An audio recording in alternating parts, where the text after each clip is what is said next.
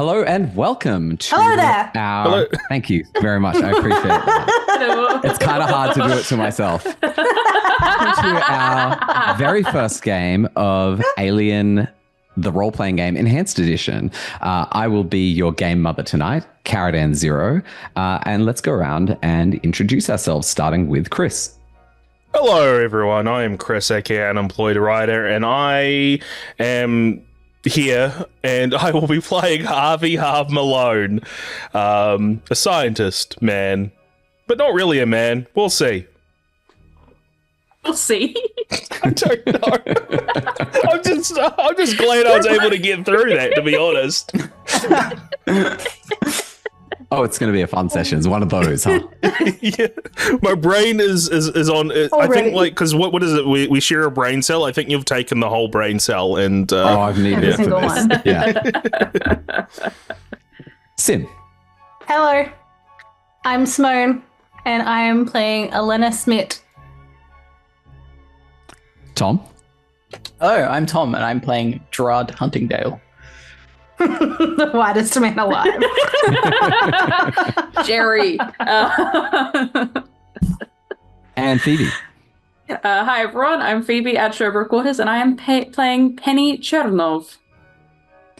And this is Ground Zero Dyers Folly. So it is a one-shot that I have written myself. It's been a hot minute since I played any Alien RPG. So wish me luck, and let's get started. Wish us luck. Yeah. Oh, what do you guys Truly, need we luck are the for? ones that need luck. This is a Yeah, we're to die. You We're guys might sacrificial need luck. lambs. All right, Qualto. I don't think if you, hang on. I don't think if you've made it, it's a beginning game. At least there's like specific things on how to make a beginning game. I mean, we're beginning the game. Does that count? Yeah, okay, I guess that counts. That doesn't Yeah. instill any faith, Kieran. None. Oh dear. The dim light of HPL 187, called Little Bessie by the locals, barely illuminates the rocky landscape beyond the streets of Dyers Folly, where industrial-grade lamps shell the streets with harsh, cool, artificial light. It's a matter of perspective whether it's a good thing that the Folly doesn't have a true day-night cycle. For company execs, it means they don't have to pay night shift rates. Well, they might have a legal obligation, but their risk assessment determined that the likelihood of an adverse legal determination to be minimal, so whether they need to or not, they don't. For the handful of workers maintaining the automated fusion plant, it means steady employment, even if they're underpaid. For the Dyers Folly mine workers, it means the colony operates at all hours despite its small population. Life in the Folly is hard. It was established as a waypost between more productive worlds and a planned faster-than-light exploration route, but it was established too early. The nearby deep space water ice deposits mean the colony would be perfectly placed if there was any traffic on the route. But Weyland Yutani set the colony up before the route was finished, and other priorities diverted resources, so it's likely decades until the investors see a return on their investments. That being said, the scant mineral deposits on world are useful enough for FTL drives, and the hardworking colonists work efficiently enough for Weyland Yutani to organize supply shipments, regularly enough to keep the colonists alive, though certainly not thriving. We begin our game on a regular cycle in the colony, and we start in the colony's sole corporate office with Gerard Huntingdale. The office is functional. Gerard, in your time with Weyland Yutani, you did spend several cycles in a prestigious leadership school in the Sol sector. It was almost like the company or one of the higher-ups felt that they owed you for something. It was, therefore, a surprise to many that you volunteered for a posting as the colony manager, Peter Waterman's second in command. You're used to even secretaries to assistants having their own offices, so sharing a prefab office is a significant downgrade. Now, while you've told people that you volunteered because you know Waterman from your WY Academy days, and you told them you'll learn all the skills that you need to run a successful colony of your own, the truth is, Waterman made you an offer you couldn't refuse. He'd pissed off the wrong higher-ups and been sent to the Folly. For him was punishment, but he knew about your indiscretions back at school. And so, under the threat of blackmail, you accepted the posting. What you didn't expect was that your final in-pocket salary would be about half of even the low rate you'd anticipated after signing the initial contract. all of the colony's finances do come through Waterman. And when you got your first paycheck and asked, he spun some bullshit about deductions, told you to drop it if you didn't want him to reminisce publicly about the good old days at school. Now, given that backdrop, there's always been a bit of friction between you two. Today's no different. Waterman called you into the office indicating there's some difficult news to be delivered. And we cut into the room. He's already 15 minutes late. There's a monitor playing what passes for morning news in the Folly, with a woman speaking in a not particularly well done newscaster voice. Hello and welcome once again to Dyers Folly Daily. Today's broadcast brings a reminder that our next supply ship should be arriving in the coming days, so if you're lucky enough to put in a special order, make sure you pick it up. Work on the new mine site is progressing according to schedule, with a new exploratory tunnel being commenced once survey data has been analysed. As usual, no news is expected about the opening of a new FTL route, and I wouldn't get my hopes up for anything coming in with the resupply. If there is any news, you'll hear it here first. And just as she's wrapping up her broadcast, Waterman walks in. He's a pale man with black hair that has more greys than you'd expect from someone his age, more wrinkles under his eyes than you'd expect as well. While he gives off a general air of tiredness, he also gives the impression of someone who'd spend hours figuring out how he could order a better quality of business card to give a better impression instead of improving the quality of his work. He walks in, sees you, and says, "Oh, good. Huntingdale, you're here. Well, there's no easy way to say this. Company's cutting us from once every 60 to once every 90 cycles for resupplies. And the next supply ship is due in about 72 hours. Message came through an hour ago. They're expecting us to fill their hold. At this point, we've barely got enough for 2/3. If all hands work after shifts, then maybe, just maybe, we can come in only 10% under and take out a loan so they don't push the next run to 120 cycles. I need you to wake some people up. Get some third shift starters to pull a double starting at second. Get the rest of them to do some overtime without pay. I don't care if you tell them it's without pay up front or not. It's just going to be something they'll need to do. For the next few days anyway, in order to survive as a colony." Yeah, 90 days is rough. I'll get on that. Thinking about what a 4-month wait for resupplies would mean, even for you, at the second from the top of the Folly's economic ladder, there'd be shortages of the comforts you enjoy. You'd likely be a target if the unwashed masses were to rise up. Add a stress. You're such a dick. And just like the arrow. Oh, it's stressful. Now, you don't have too long Don't justify him. before the second mining shift starts, so how does Gerard react? What does Gerard do? Oh, he's gonna walk straight out. He's not the biggest fan of exchanging pleasantries with Waterman, so he will just get up and leave. And look scornfully at a muddy puddle next to the footpath on the way out of the office. And yeah, head to the quarters where the miners are. And yes, well, being the Folly is a relatively low population colony. You could potentially reach out to some shift supervisors, or you do know a guy who's done some dirty work in the past, works in the mines now, but he's worked senior jobs before shipping out to Dyers Folly. Or if there's another idea that you have to convince people to take up overtime, that's up to you. Yeah, well, if I have a guy, I'm going to my guy. Sure. So you head over to his quarters. The lights are on inside. You can see that he's awake. Would you walk straight in? Would you knock on the door and wait for him? I would knock on the door and then let myself in, assuming it's unlocked. Yeah. So you walk straight in. He looks at you and goes, Mr. Huntingdale, how can I help? I don't come bearing the greatest of news, but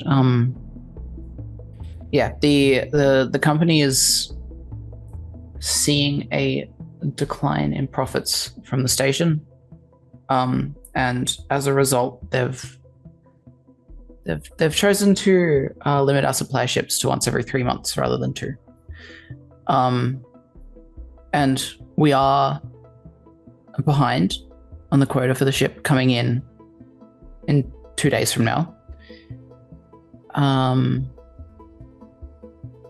We need the staff to put in some overtime to get back on track, or else the supply ships might come in even less frequently, and nobody wants that. So I need you to convince your men to do a double today. Today? Yes. Starting now? Yes. Jeez. Anything you can give me for them? Are they getting paid triple or? The company will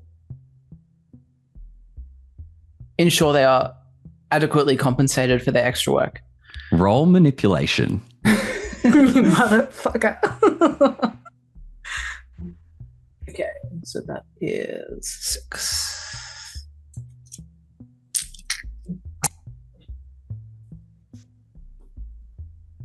One success.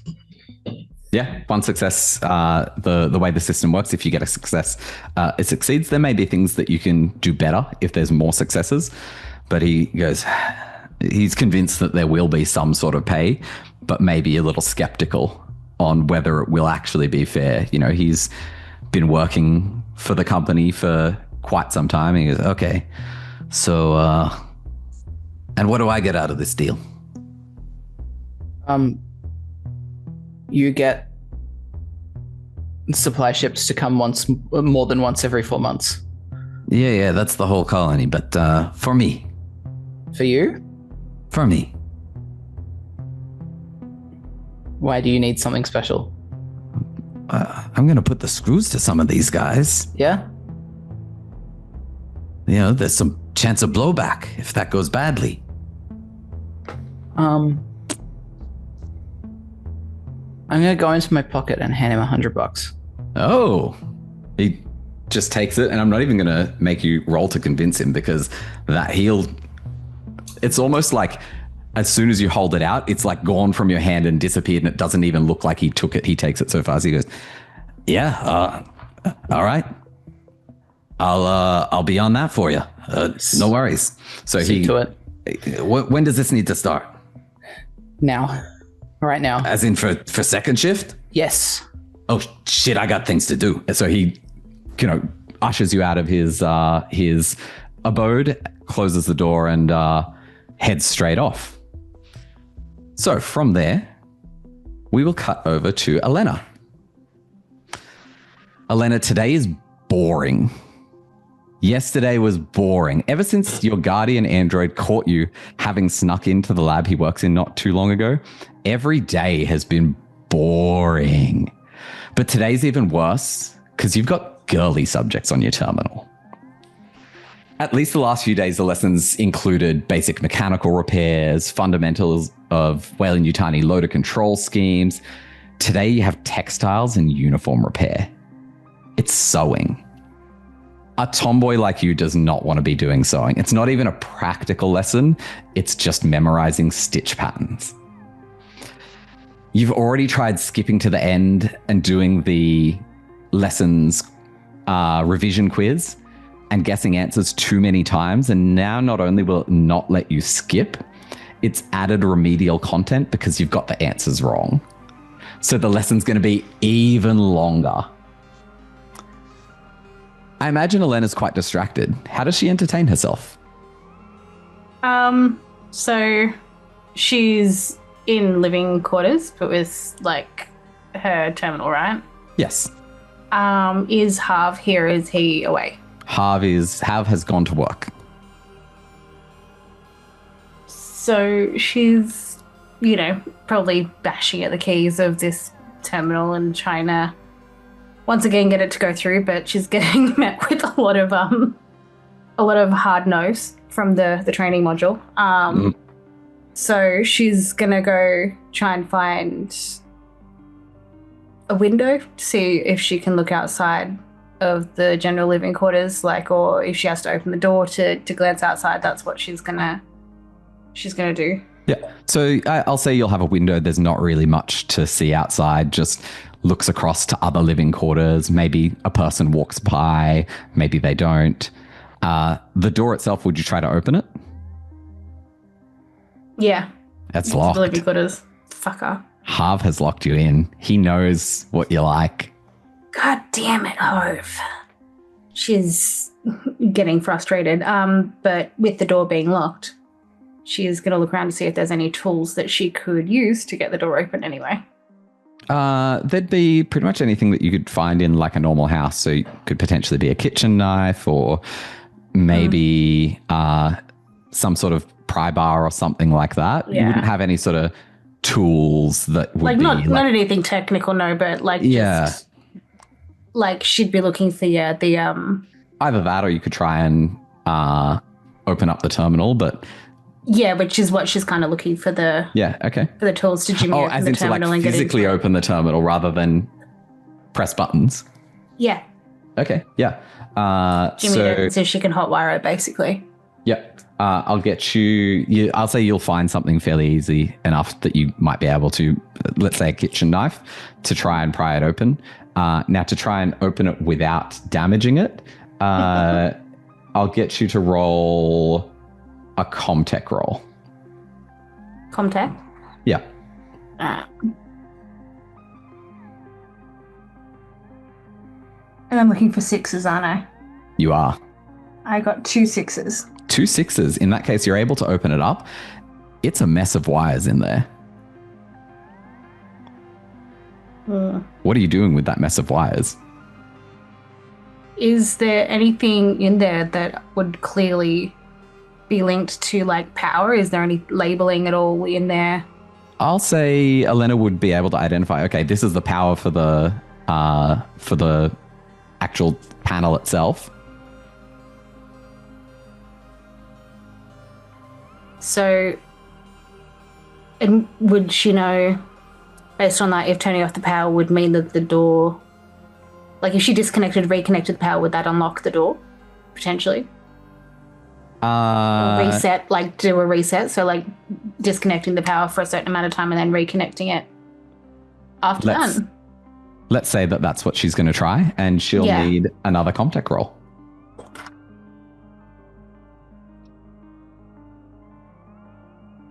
And that is 2 6s again. Yeah, okay. So she disconnects the power, she leaves it for a little bit, and then she reconnects the power, and the door slides open. Yeah. And just outside the door, there's another person just standing there. Looked like he was just about to knock on the door, and it's Xiao.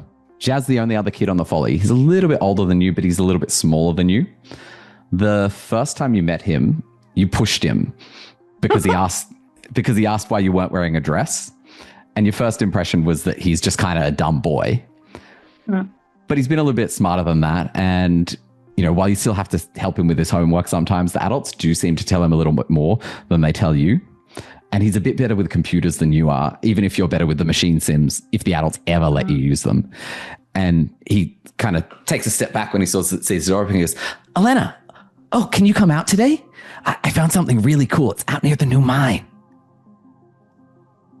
She isn't by any means like disgusted by him or whatever, but she's very clearly like still has like, she likes him well enough, but not the best, if that makes sense. Like she's like, this is the guy that I get stuck with as my friend kind of deal. But she's like, yeah, Harv said I could go out today.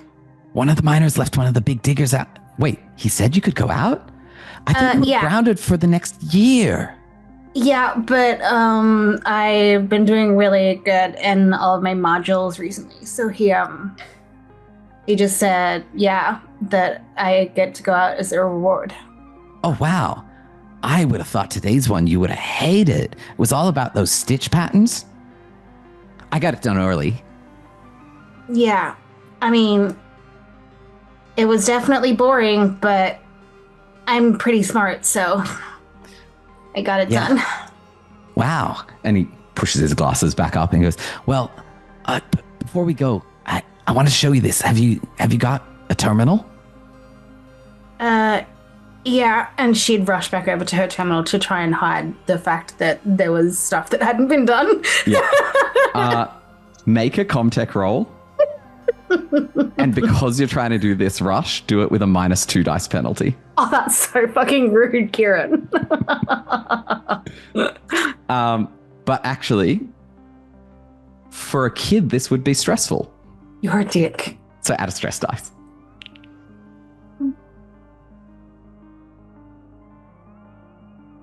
Um, 1-6 Yep. on my normal dice and 1-1 on my stress dice. Oh, okay. Could I get you to roll a d6, please? 1. And what's your resolve? That's a good question. I can't remember. We put it in there and then I can't remember what it was. Give me a sec.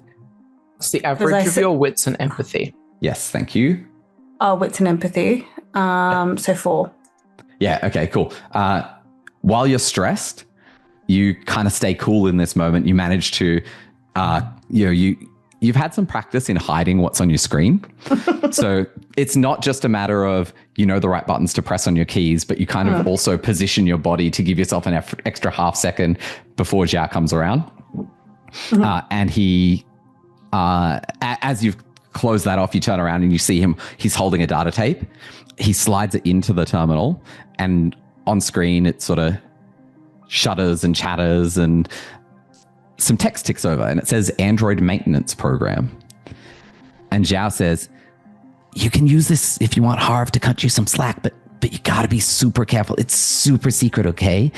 If anyone finds out you have this, we'll both be in a lot of trouble. Oh. Wow. Where'd you get this? I can't say.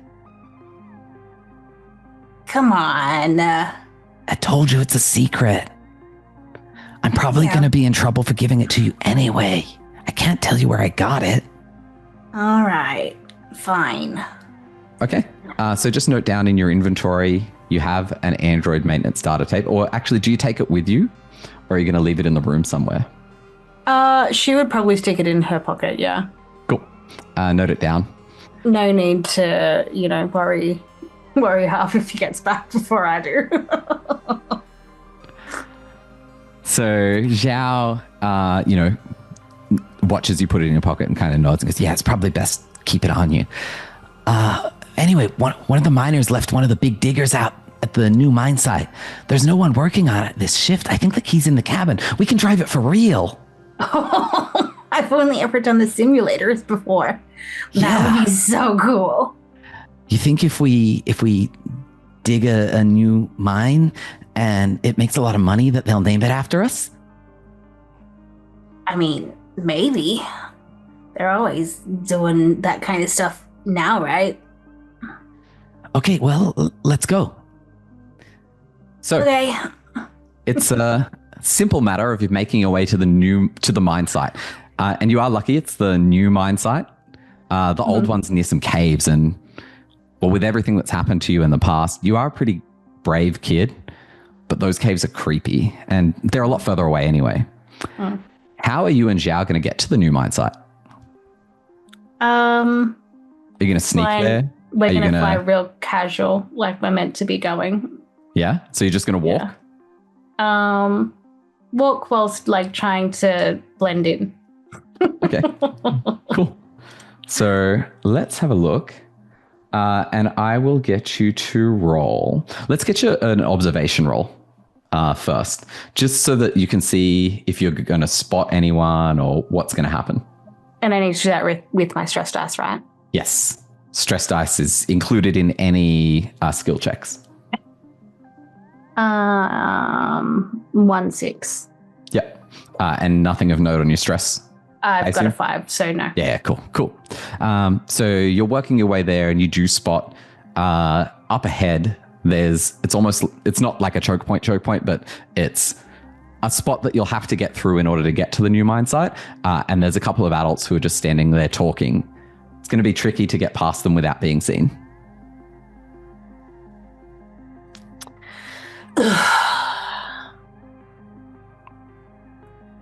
She is going to look to her friend and be like, do you have any ideas how to get them out of the way? Well, we could try sneaking past, or you could talk to them and maybe convince them that we should be there. We're not gonna talk to them. I don't know. Are you an idiot? Adults, maybe adults like me better than they like. And he sort of trails off when he realizes what he was about to say. You're probably not wrong. So why don't you go talk to them? What should I say? I don't know. You said adults like you. Well, yeah, but I don't think they'll let me go to the mine. So why would they let me go to the mine? I don't know. You're bigger, and maybe you're meant to be there. You're hopeless. Is it possible to... So I have a laser pointer. Can I try using the laser pointer itself to distract the adults away from the mine door? As in, you're trying to get them to, to distract them so they investigate the laser pointer? Yeah. Yeah, okay. What role do you think that would fit under, and why?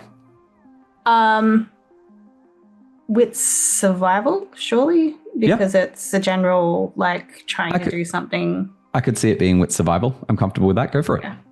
Cool.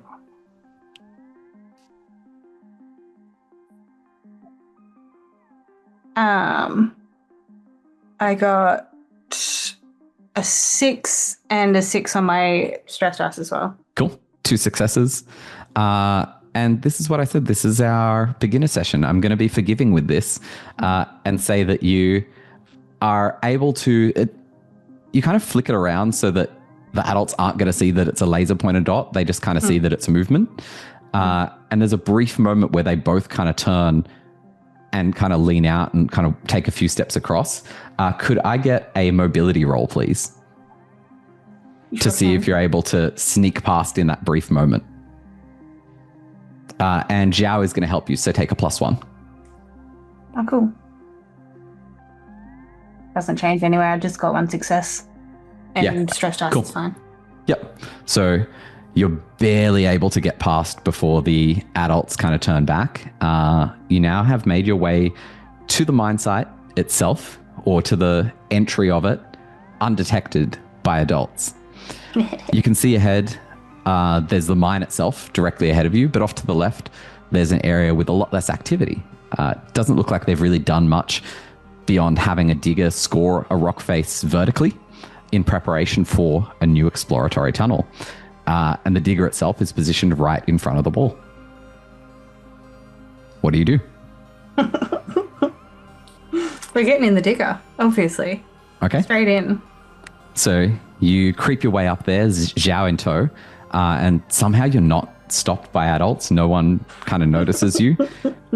Possibly because, there isn't meant to be any activity on this part of the mine site at this point. So you climb up in. Now, when Elenic gets into the cockpit, is she strapping in? Is she going straight to the controls? How's she going to react? Obviously, the only way she's done this has been in Sims, so she would jump in and sit in the driver's seat, not really giving Zhao an option. So she'd sit in the driver's seat, and she'd be looking over the controls and whether she can find the keys, or, whether it looks any different from the Sims, because obviously this is one of the new machines.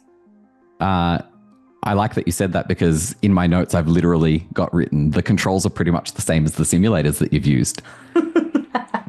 So you turn the digger on, you start programming it to chew away a digger-sized hole in the rock face.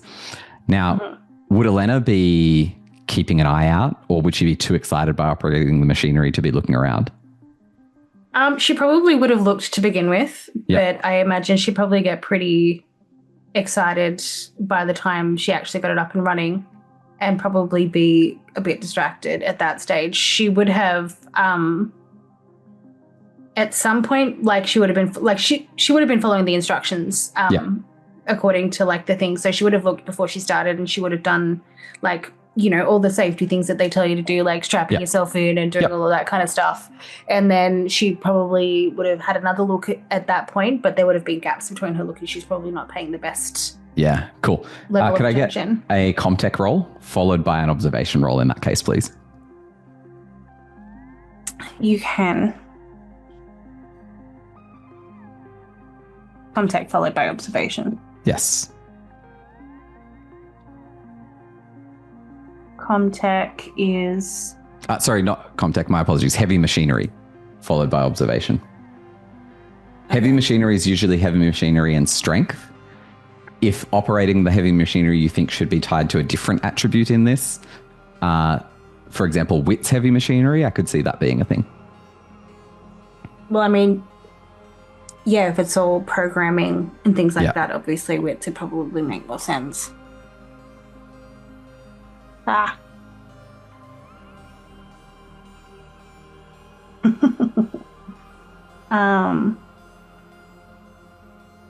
No sixes and a 1 on my stress die.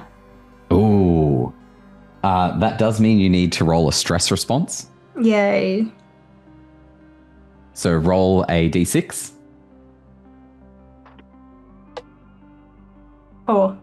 4. And you're at 1 stress at the moment, Yes, correct. but you have 4 resolve. I do. Cool. You need to note down that you are jumpy, and when you push a skill roll, you gain +2 stress instead of +1. So, jumpy. Jumpy, yeah. Cool.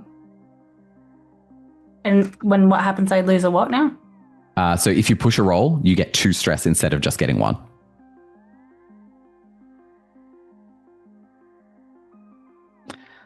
And your observation roll.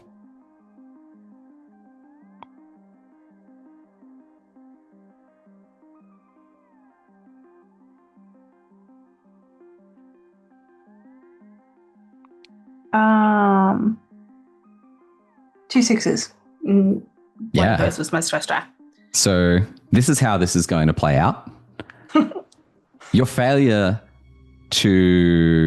on your heavy machinery roll didn't prevent you from programming in the machine to dig into the rock face.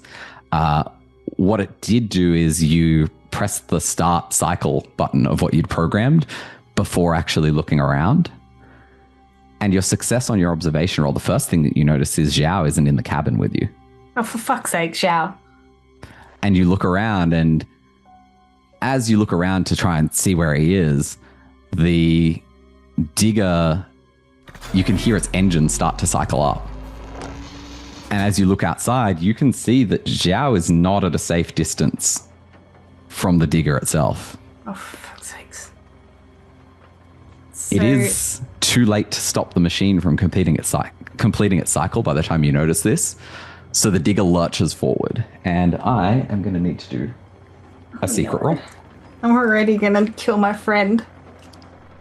Oh, not Again? necessarily. Cool. What do you mean again? You haven't killed anyone tonight so far. Not tonight. The noise of the digger's engine, it's loud and it's scary.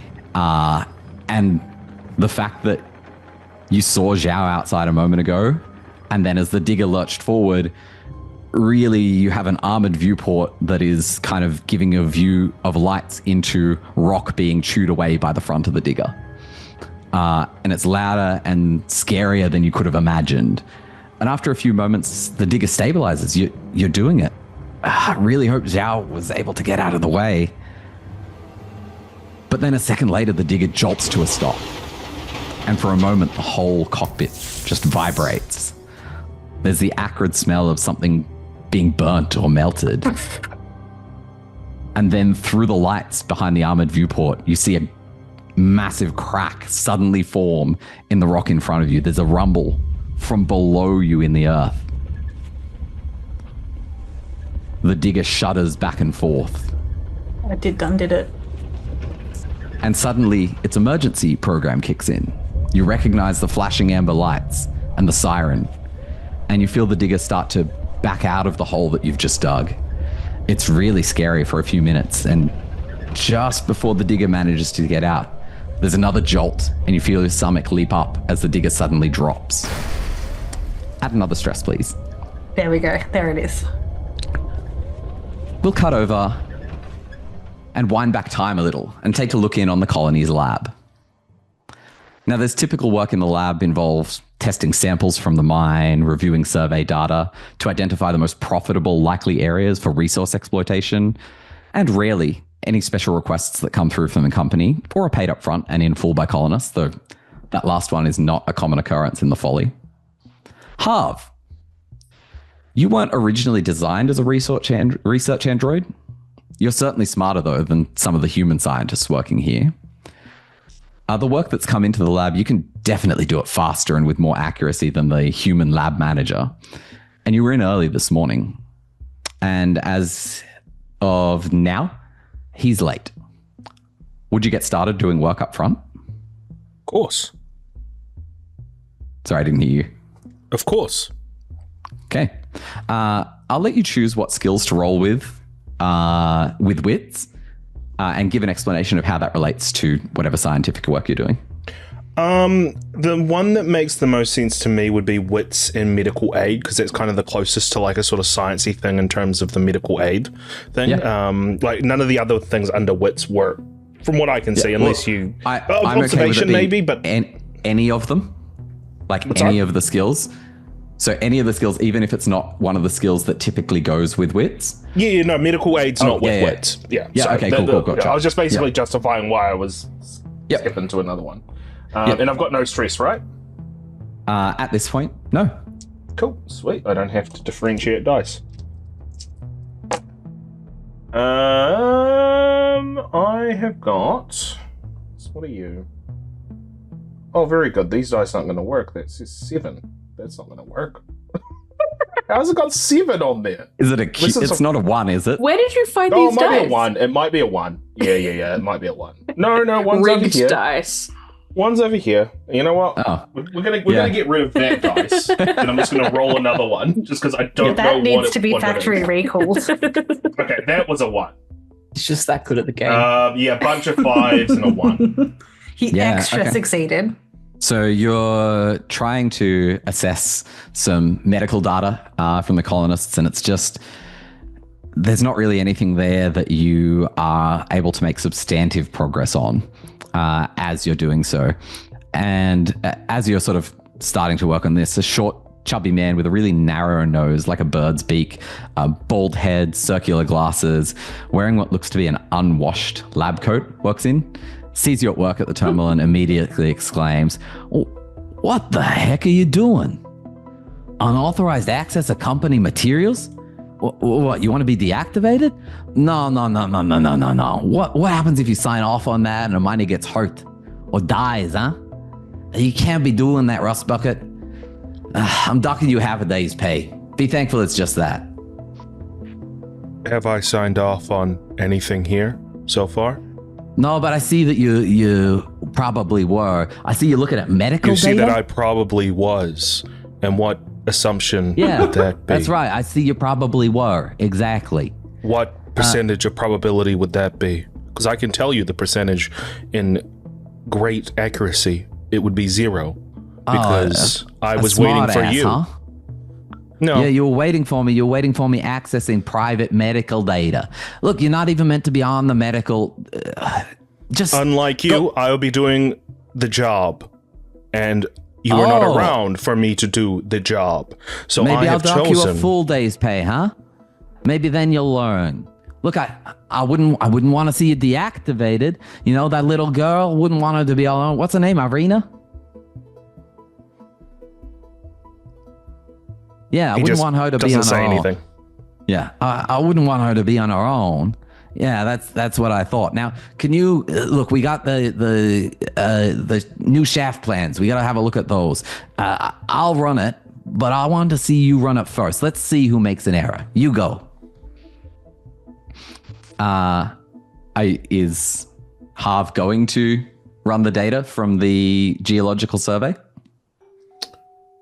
Harv will wait for an uncomfortable beat, just looking at this guy. And as he looks at this guy, he very coldly and calculatedly walks towards where. Just so I know what is it exactly that I'm doing. It's another set of data that he wants you to process, but geological data rather than medical data. And where is the terminal for this? I'm suspecting with what you've got planned that right next to him might be convenient and fun. So let's go with that. So, I'll be walking with precision and purpose towards that terminal. And in a quick motion, right past him, I will enter in whatever I need to enter into the terminal. But it is almost an intimidation tactic. Yeah. But androids can't do that, surely. I'm just doing my job. And I don't know if you want me to roll anything to try to intimidate this guy. I'm going to get you to do 2 rolls. One is for the actual...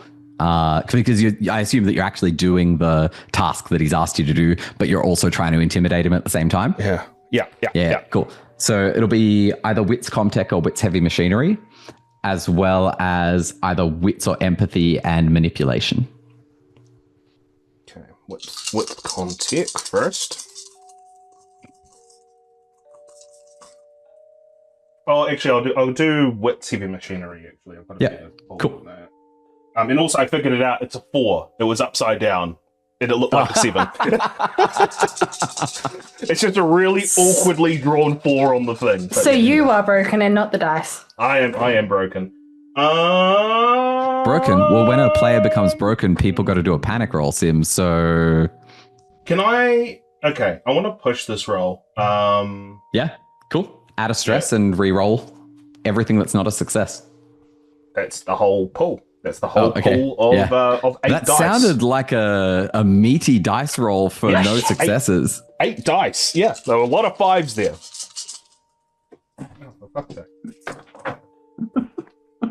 Okay, that's 1 success. Now that dice is somewhere. I'll just roll this. Okay, and then stress dice. Cool, nothing on the stress dice, 1 success. Cool. So 1 success is enough. You know, in assessing the plans, you identify that the shaft plans are, you know, it's the plans for the new mine shaft that they're considering doing as an exploratory shaft. From reviewing it, there may be some valuable minerals. There would need to be some more data gathered.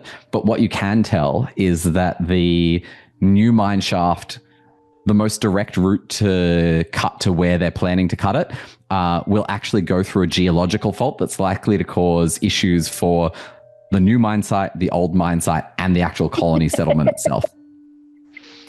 And then I'll do the intimidation. Sorry, I haven't done that yet. So it's just an empathy plus manipulation, correct? Well, considering how overly logical and overly rational Harv is, I'm okay for you to do, in this case, a wits manipulation. Thank you. I appreciate that.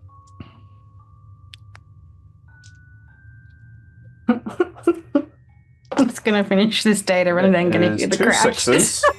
Yep. And a 6 on my stress dice. Yeah, okay, cool. So he's unnerved. He thought that you were going to come over and, you know, he's heard stories about malfunctioning androids killing people. And while he's never seen it happen himself, he's kind of like always been a little bit wary. Oh, whoa. Hey, no need to be like that, Harv. As Harv is kind of typing into the terminal, face probably like very up close to this guy, he says, "There's a problem." Oh, well, hey, we don't need to have a problem, all right? The route that we are mining through may cause geological disturbances. My suggestion would be to reroute. Well, good work. That's what I'd come to as well. Can you print that off for me? Already done. Thank you. He walks over to the printer. He doesn't even bother asking you. He picks it up. Thanks. Now, look, you don't think I should dock your pay? Okay. But you shouldn't have been going to the medical files. I'm already doing you a favor by not reporting unauthorized access. You know, how do you think we can... What's this guy's name again? I don't think I gave him a name. Okay, cool. Well, you're going to have to now because we want to know. Yeah. Let's go with... Benjamin Carlton. There you go. Dr. Carlton. Oh, he's a doctor? Is that correct? He is a doctor. Yeah. Dr. Carlton, I would like to apologize for my hastiness over wanting to look into things. I have not followed proper protocol, and I appreciate not docking my pay. Yeah, well, look, I get it. You know, androids, sometimes the programming, you guys are basically, no offense, but forklifts with autopilot anyway. So I got something, you know, that's a suitable job for you. And then I was not finished. Oh? I would appreciate it for a more pleasurable relationship between the two of us if you would not mention my companion in conversation again. Okay. All right. And he walks behind his desk and picks up the panic button. Sorry? Hits the panic button. The silent alarm. No, he picks up for a moment and looks down at what looks like a laundry sack. And he looks at you for a moment and puts it down.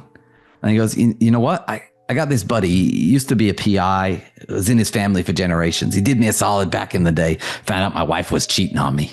Anyway, my buddy, he's down in his luck. He switched to mining. That's how he got to the Folly. His name's Carol. We went out drinking last night. He might have left his excavator with the keys in it up near that new shaft site.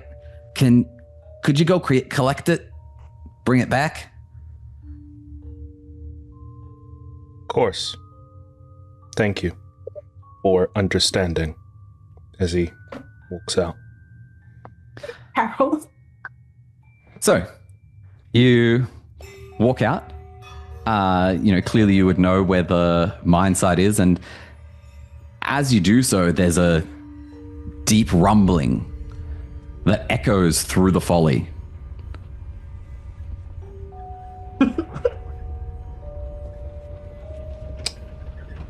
He would take note of this, and he would...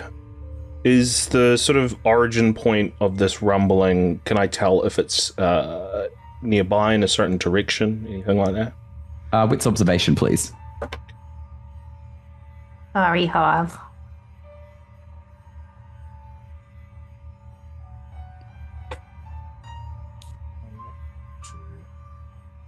Stress dice. Three with stress dice. Yeah, cool. So you're pretty certain that while the rumbling was kind of like a general all over the Folly and seems to be related to seismic activity, there was kind of a crack or a boom sound from the new mine site. As he's walking forward, the top of his torso just kind of turns, and then his whole body sort of turns just slightly after towards the direction. And sorry, what was the guy's name again? I didn't write it down. I should have written it down. Benjamin something. Your boss, Benjamin Carlton. Carlton. I'm assuming I've got like some kind of comm device so that I could. Do you have one in your inventory? I have the Sigson system diagnostic. No, the Sigson PDAT. Which okay, cool. No, that's fine. That's fine. I'll just begin making my way there. Cool. So, being an android and not a kid, I'm not going to make you roll or interact with anyone on the way. But as you sort of get to that sort of area at the mine where there's the side path up to the new mine site, and kind of running down as fast as his little legs will carry him, you see Zhao. Zhao. And he almost has a heart attack as he's kind of looking back up the hill and like almost runs into Mr. Harv. I didn't do anything. I didn't ask if you had done anything, Zhao. I'm going home. And he like goes to run past you. He will stand. He'll like move very sort of staunchly in front and just say, "What happened here, Zhao?" Nothing. No, I gotta get. Nothing does not rumble the ground, Zhao. I don't know. I didn't do anything. I didn't say you did anything, Zhao. I asked what happened here. I just want to get home where it's safe. You are safe with me, Zhao. Oh, God, that's fucking creepy. Well played. Yeah, phenomenal. Could I get you to roll a manipulation roll? Sure. With my one empathy. Because I feel like this has to be an empathy one. I think this one does because you're trying to persuade the kid, not intimidate him. Stress dice. Nope. Nothing? Nothing. Oh, actually, I don't think androids have stress. I just realized. Oh, fantastic. Let me just make sure on that. That's fine. It wouldn't have changed any of the rolls anyway, because all the successes I got added an extra success onto it. So, Yeah, androids don't have stress levels and don't make panic rolls. cool. Fantastic. Yeah. Show off. Cool. Yeah. So, yeah, it hasn't changed any rolls, so we're good. But you rolled no successes. So he kind of clams up and just, and you can see he's really freaking out. Harv sort of leans down to sort of be eye level with Zhao and just looks him dead in the eye and just says, "Before you go home, Zhao, can you tell me if Elena is involved?" And he looks at you and he looks up the hill. Remember, and Zhao, looks at you. Lying is not good. And then, yeah, he's just gonna like freeze and just stare at you panicked. Your silence says more than words can. As he stands up and puts his hand on a firm grasp over Zhao's shoulder, and he says, "Run along, Zhao. Mines are not a safe place for children." As, Can I get an he'll walk observation roll, please?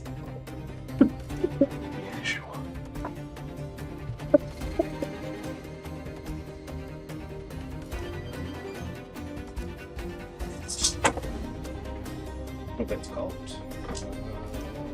It's one success. Yeah, okay. As he sort of turns around, like he's been facing you this whole time, as he turns around, you can see that there's actually a cut that runs down the back of his arm. Oh, yeah. It's a small cut. It's not something that's like gonna, he's not gonna bleed out or anything. Yeah. But he is injured. Yeah, so as I'm sort of like grasping his shoulder and sort of say, "Run along home, mine is not a safe place for children," I'll look and I'll say, "And you should probably get that tended to as well. We would hate for you to have an infection." He looks at you and nods and then continues running down the hill. You can definitely hear the sound of machinery chugging from up the hill. I am going to move forward and look for Elena. Yeah.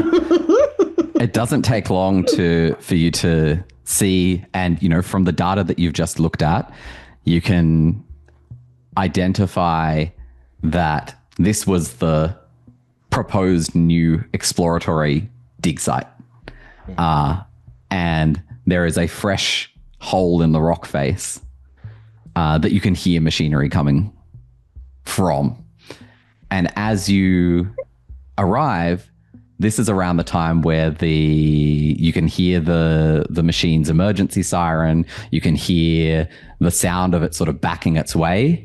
And just as it's probably about 2/3 of the way out, there's another crack and the ground shakes and rumbles. And it feels like the ground drops out by meters under you, even though it was only probably, a short distance. And you can see the digger kind of jump a little bit and push back a couple more meters until it's fully out of the hole and then shut down. Okay. I don't think that's really. I like sort of make a note of that. About the sort of fissure that was where the root was that would cause the geological disaster. But I still think he would be, just looking for Elena in all of this mess. Yeah. Well, the only thing that's kind of giving any kind of motion or that a person might be there is the digger itself. So would he go straight up and go to open it? Yeah. As he sort of goes up, he says, "Elena, are you there?" Would I hear that? Has Elena tried to do anything with the controls since the emergency override kicked in? No, she probably would just be sitting there, thankful that everything had shut down. And in that case, you do hear it muffled through the cockpit door.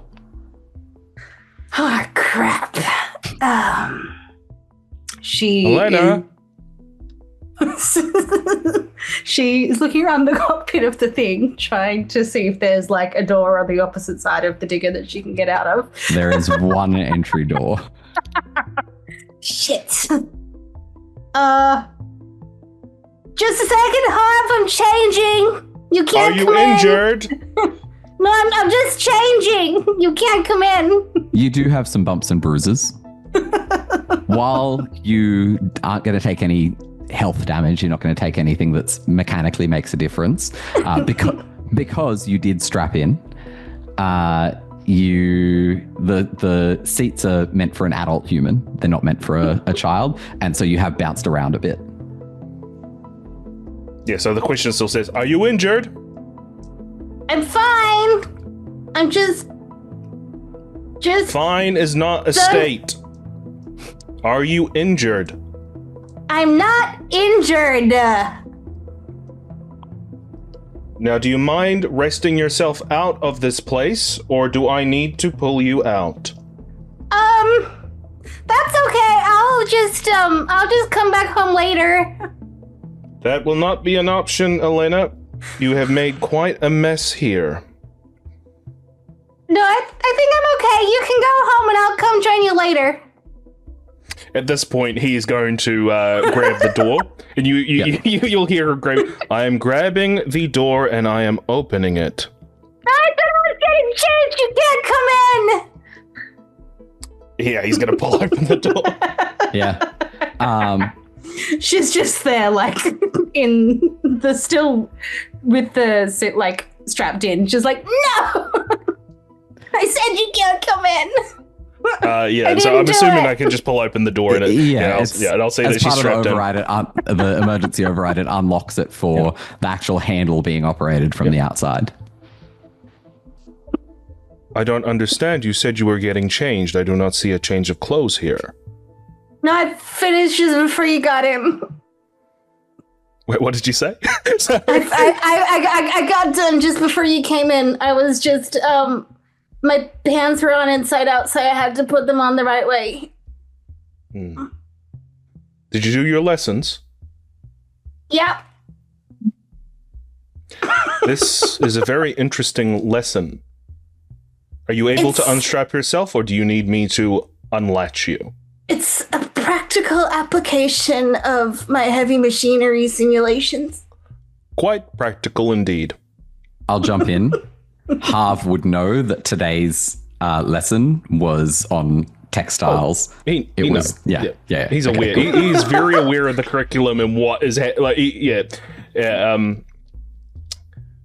well, it's extra credit.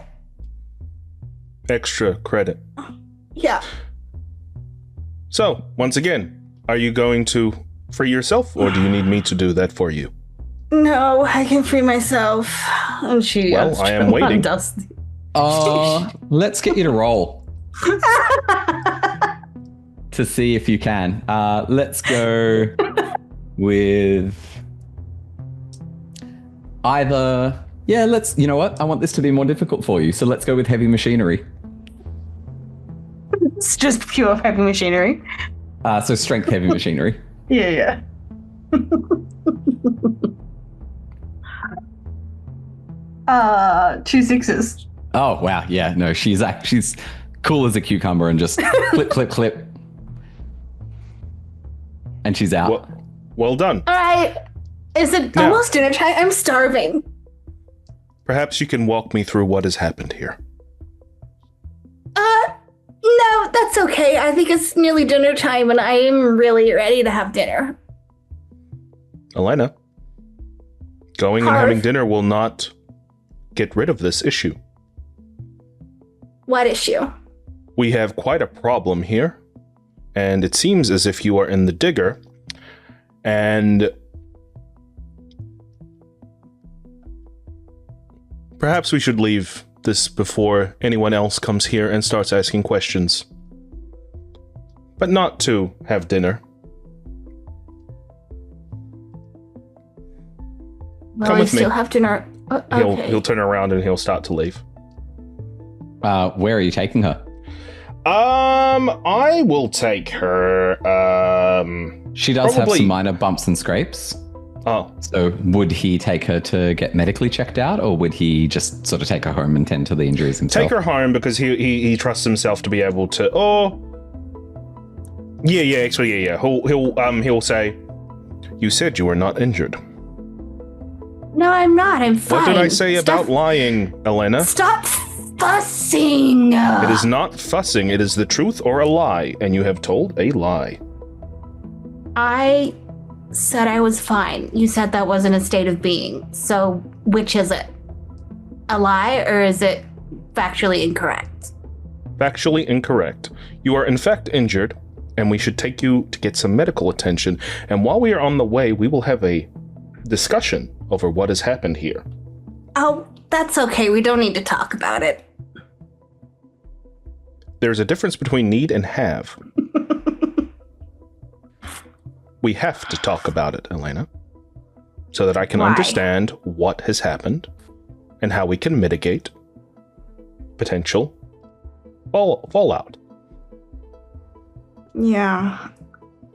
Look, I think that sometimes when you just ignore problems, they go away. He'll as we sort of get out, because I'm assuming we're getting out of the digger at this point. Yeah, we get out the digger, he'll like look at the big gash and he'll say, "I do not think that problem will go away." You can sort of hear the noise of people not too far away, so you won't have a lot of privacy for very long. We must make haste. Do you need me to carry you? No, I'll just follow you. And she does. She knows when she's being caught. Yeah, as he sort of he makes very quick strides, but he doesn't go as quickly as he normally can because so Elena can catch up. Is it how do you pronounce it? Is it Lena or Elena or how? I've pronounced it like 3,000 different ways. And honestly, I anticipate that there'll be 3,000 more before the campaign is done. Yeah. But I've been saying Elena. Elena, cool. Yeah. Sorry. Yeah. Cool. So yeah. So Harv and Elena are working their way down the mountain. And it's not too long until you run into, there's a group of 4 or 5 miners. The leader of them is a shift supervisor. His name is Romeo Ferreira. And he comes up and he says, "Hey, Miner Ferreira." Yeah. What the hell happened? It seems as if there has been an incident up there. Hey. There was a issue with the route that was being taken. I'm talking to Harv. Hi, Romeo. Be quiet, Romeo. please, Elena. Is she okay? Oh, she is fine. You let her get bruises. Fine is not a state of being, Harv. What? He'll look down, he'll look back up, and he'll say, "She's being tended to. I am taking her to a medical facility as we speak." What happened up there? Fell over. I am not 100% sure myself. Okay, what was she doing up there? Or what were you doing up there? What do children do when they're out and about? Who's really to say? Is there anyone else? I did not observe anyone else, but it is possible there is someone else up there. You know mining protocol. First on scene. You're meant to secure the area. Hey, androids. And He'll turn to Elena and he'll say, "You were the first on scene. Did you observe?" It's fine. Okay. Take her to the med bay. And he brings the other 3 miners up to the site with him. As Harv walks away, he turns to Elena and he just sort of says, "You see, there's advantages in being seen lesser than. They don't question things." Yeah, I'm a kid, I know. You won't be a kid for very long. I don't know, I think I still got like 10 years yet before anyone sees me like an adult. He'll just keep on walking. We'll come back to you guys in a moment. We'll wind back time again. Penny, your working day started stitching up a cut on your brother Heath's arm, and doing so manually with a needle you sterilized in boiling water rather than any of the machinery in the med center. Reason being, the machinery surreptitiously collects a DNA sample of the patient each time it's used to track for billing for medical services. Heath is usually a first shift worker, but today he came by to see you at the end of second shift. He's already worked a double and asked you to patch him up quickly so he can get back out for the start of third shift. While he keeps saying he can stand 3 shifts in a row, you're a little bit brighter than he is and he's tired. So he's saying 3 shifts, but the end of third shift is the start of his normal first shift. So if he works that shift, he'll then have to work his normal shift as well. That puts him at 32 hours work straight. Ay.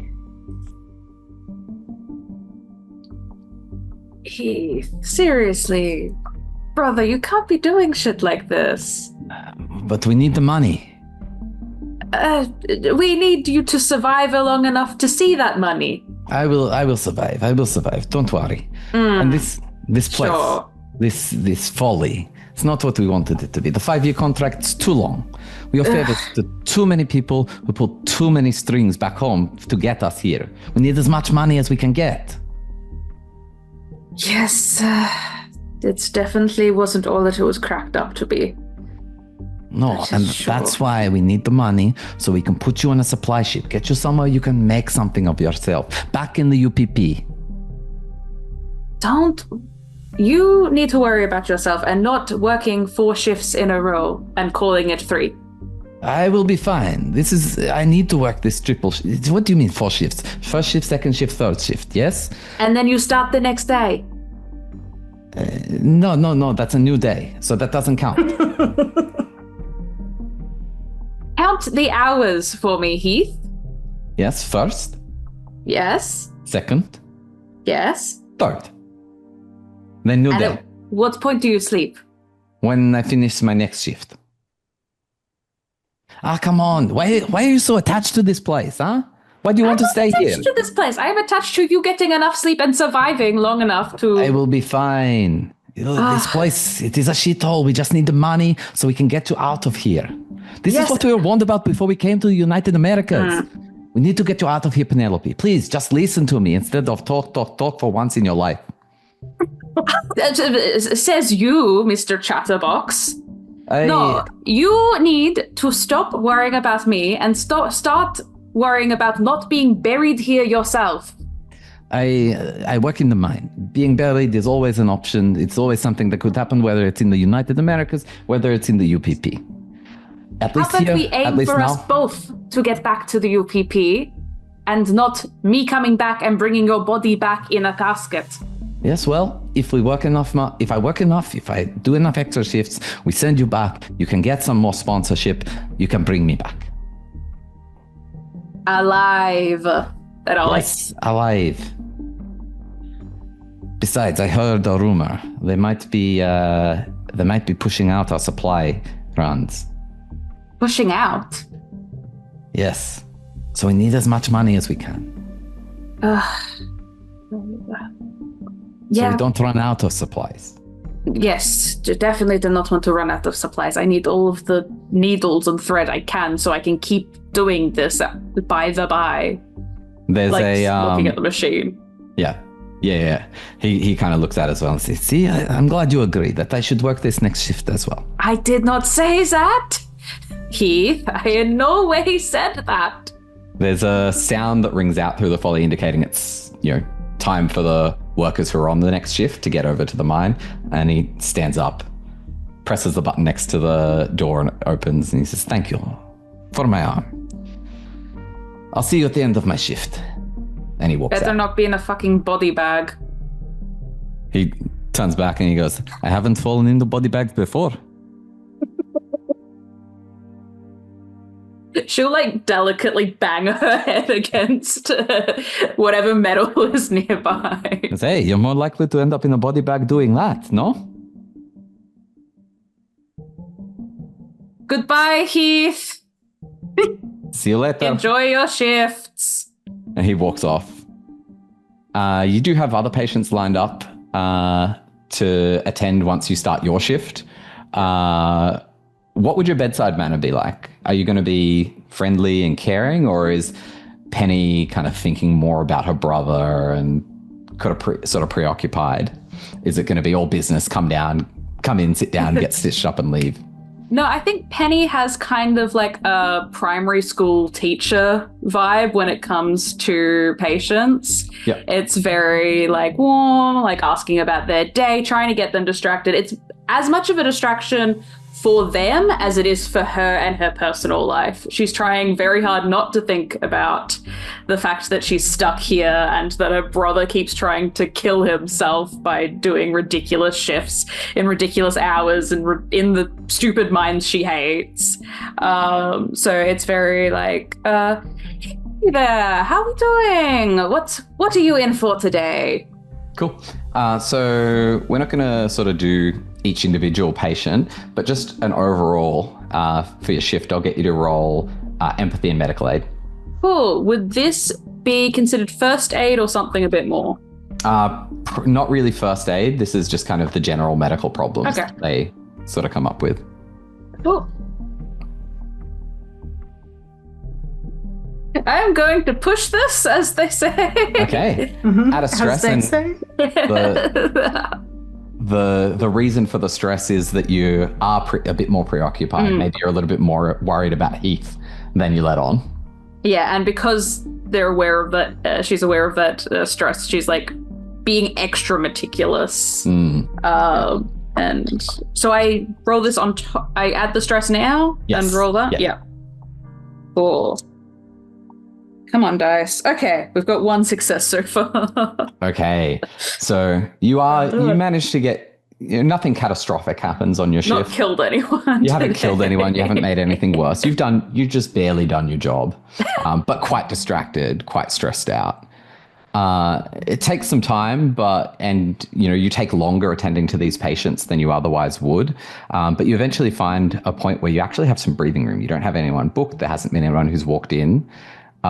What is Penny going to do with her time? Is she going to seek out one of the corpos, either Peter Waterman or Gerard Huntingdale, or is she going to is there another way that she might be making money? She is going to get out the handwritten notes that she has, that is word for word, verbatim, written down, of the classified, redacted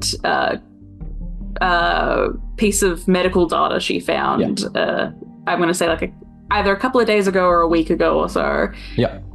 And she's going to look to see if there's any names that haven't been redacted in that, because she only had a quick chance to scribble things down. She didn't have a chance to go deeply through it. And this is her first breather since then. Yeah. So there's no names on those files. It does have some medical descriptions that are partially redacted.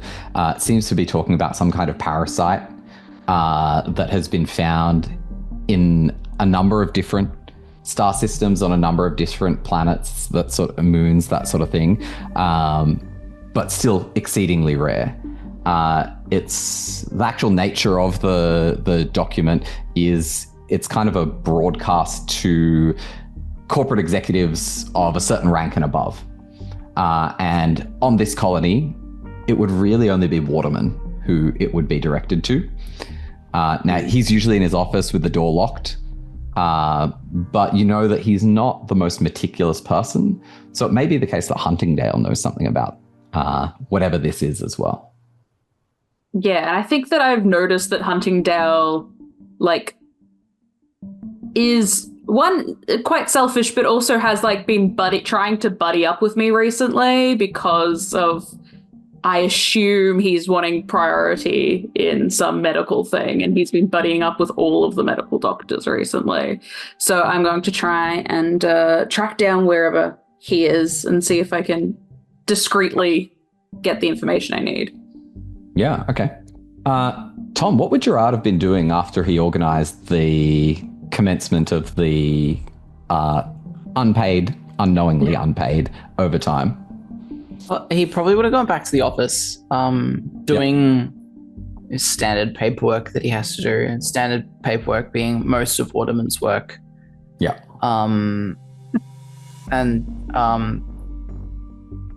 Just sort of getting his own stuff for the day done. Sure. So yeah, absolutely. That's what Gerard would be doing. And what I'll say is that Waterman, at the equivalent of 1 p.m., has basically stood up and gone, well, it sounds like I'm done for the day. Got everything done early. Got to be an early starter to get stuff done like this. Hey, Jerry. Yeah, I envy your work ethic. And I glance over at the pile of his papers all sitting on my desk. Maybe one day you'll be in a position like mine. And he walks out, heading to get himself some food. Phoebe, I guess Penny, would she ask around or to try and find Gerard, or would she just kind of... I think just walking through different areas, be like, anyone seen Huntingdale? Yeah. So there's one of the miners. Actually, it's one his name is Carol. And he goes, oh, my favorite. Hey, miss, doctor. It's real nice to see you. It's real nice to see you outside a work setting. Did you want to come have lunch with me? Carol, I would love to, but I'm looking for Mr. Huntingdale. Oh, of course she's looking for Huntingdale. Not anything like that. Oh. It's he had some medical things that I needed to check over. Well, a nasty rash, I'm sure. I don't know. I don't know if you should be telling me that, Doc. Last I saw, I think he was heading back to the office after getting the overtime started. Back to the office. Okay, overtime. People are working overtime? Yeah, authorized. We got to get it done. There's a new supply shipment. They're expecting more minerals. Oh, damn. Okay. Well, I hope everyone's being appropriately compensated for so much aftertime. Oh, I think so. I think that's what they said. Anyway, if we're not going to have lunch, I might as well get some rest and pick up some more hours. Yeah, you rest up. You make your money. Nice to see you again, Carol. You too. And he walks off. Nice chap. I assume you head on over to the office? Yeah. Yeah. So you head on over there. The office door is locked, but you can kind of, if you want to, peek in the window. You can see that Huntingdale is in there on his own. You can see that I'm probably at Waterman's desk. Oh, let's play that out. So how long after Waterman walked out did you go over to his desk? Well, I would have basically followed him to the door after he left and peeked out the window to make sure he wasn't going to come back. And then I'm immediately trying to get into his terminal. Yeah, he's left his terminal unlocked. Okay, great. So you're able to access it. What are you looking for? I'm just scanning his messages from head office. Yep. So you're able to find, there's sort of the basic communication. that would be just sort of the administrative details. You can see the communication that he mentioned. He wasn't lying to you. They are considering changing the Follies resupply cycle, and they have also increased the expected output for the colony. What you are able to find is, from a couple of days ago, there was a priority communique, but it's encrypted. Can I attempt to unencrypt it? Yeah, I will give you a Comtech roll at a -2. Sure. So -2 just means I roll it with 2 less dice, right? Yes. Okay.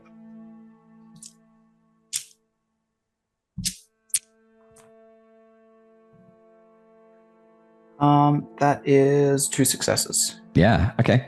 So you're able to get into the communique, and it's an informative and directive communication from Weyland Yutani head office.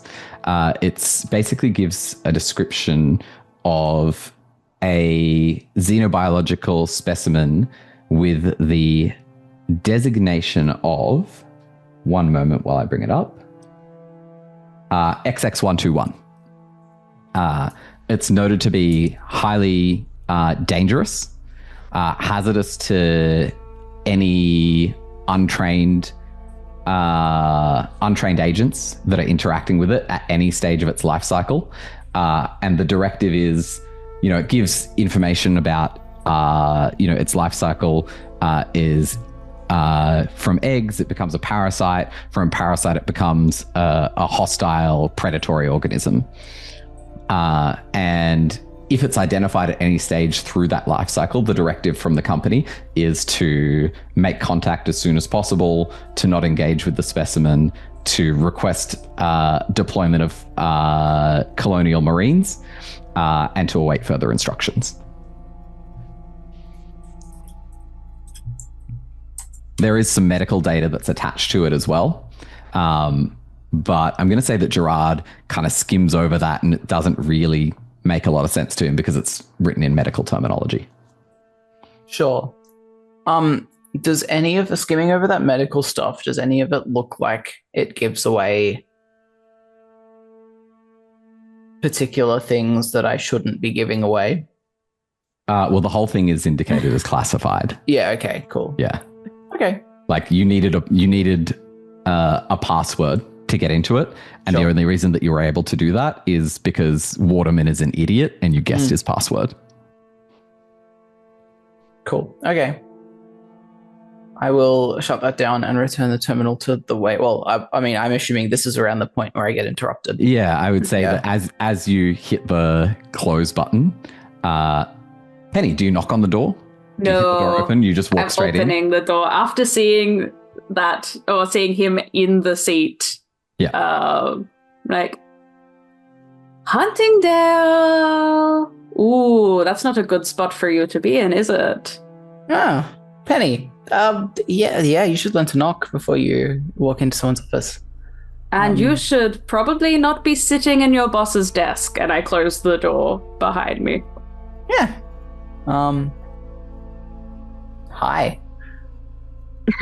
Hello.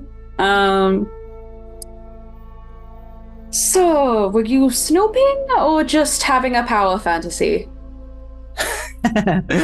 Waterman clocked off early, and so I have to finish his work. That's how it happens. That sounds like a lot of fun for you. Have you received any medical things under Wortingdale? No, Wortington? Medical? What do you mean? He was telling me about a medical file that he was receiving. Oh yeah? What sort of file?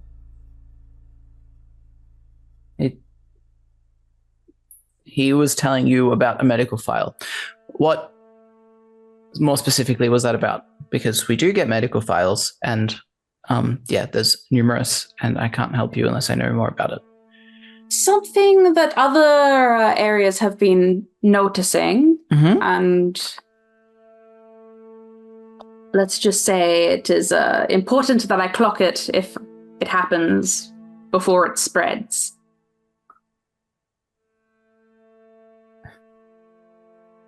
And you say Waterman gave you this file? He told me about it. Okay. And I have more questions. Yeah, well, they sound like questions for him then, don't they? I thought I would ask the person sitting in his desk. Well, ask away. I'll see if I can help you, but probably not. Does he share many classified documents with you? Does he share many classified documents with you? When it's got to do with medical stuff on this base, yes. Huh. Fully lying, by the way, just for Kieran's knowledge. He knows that I'm lying. I'm just saying, you should at Huntingdale, but... Would you be prepared to say that on record? Would you be prepared to say that you were snooping in his desk on record? Obviously not. I would, though. Unless you tell me about a very specific document. Mm-hmm. Perhaps we can come to an agreement. I think that would be beautiful and lovely. Okay. I'll give you some details about this document you want to see. Uh-huh. And you go on record to say that Waterman was the one sharing them with you. Interesting. I like how you think that you're in the position of power because I could tell to your boss like right now. But... And he'd believe you over me? I mean... let's go with your deal. Good choice. Okay. This could be interesting. First of all, I will go over to my terminal and I will get like a recording program or something like that going. And I will show Penny that I'm doing it and be like, okay, so remind me exactly the document that Waterman was showing you. Whoa, you're recording right now? Well, yeah, this is your side of the deal, but I'm not recording this part. This is your part of the deal, and then I'll fulfill mine. Don't you think it's better that neither of us let out that you were snooping? Or that document is known about at all until, shit hits the fan, so to speak? For this to be mutually beneficial, I need at the moment it doesn't seem 100% mutually beneficial because you're making me do this first. How about you give me the information and then we see whether it is worth this or not?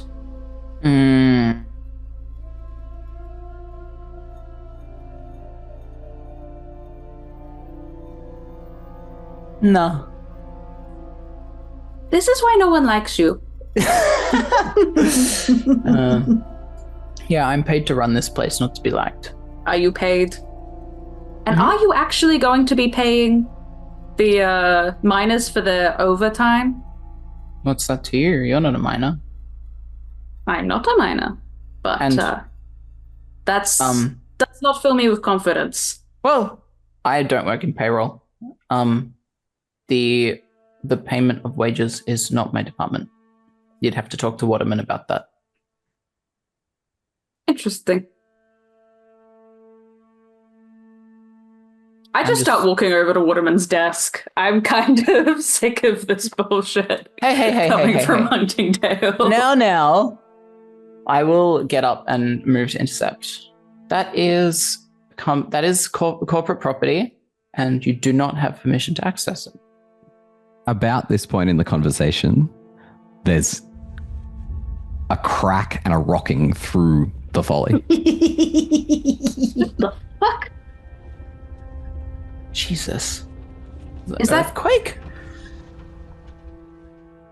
I don't think you can classify it as an earthquake, but also I don't think that was natural. Are you guys... Was an explosion planned? No. I'm going to jump in here and just give a little context to Gerard saying earthquake. Yeah. Most people would not call it an earthquake. They'd call it a groundquake. But I think it actually fits because Gerard's a rich kid who grew up and went to school in the Sol system. Yeah. He went to like rich schools in the Sol system. So he would call it an earthquake. That's what it is. Groundquake. Yeah, but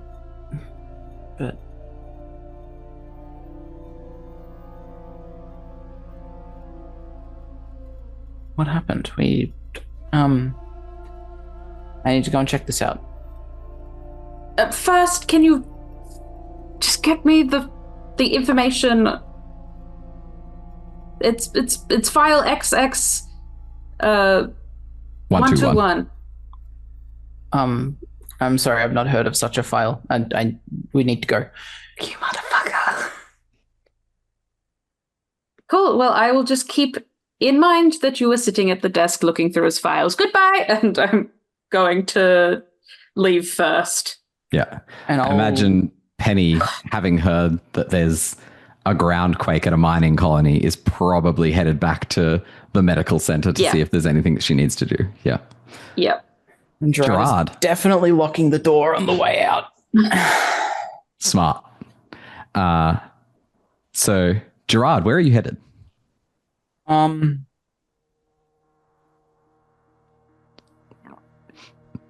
Probably... He'd probably go and talk to like the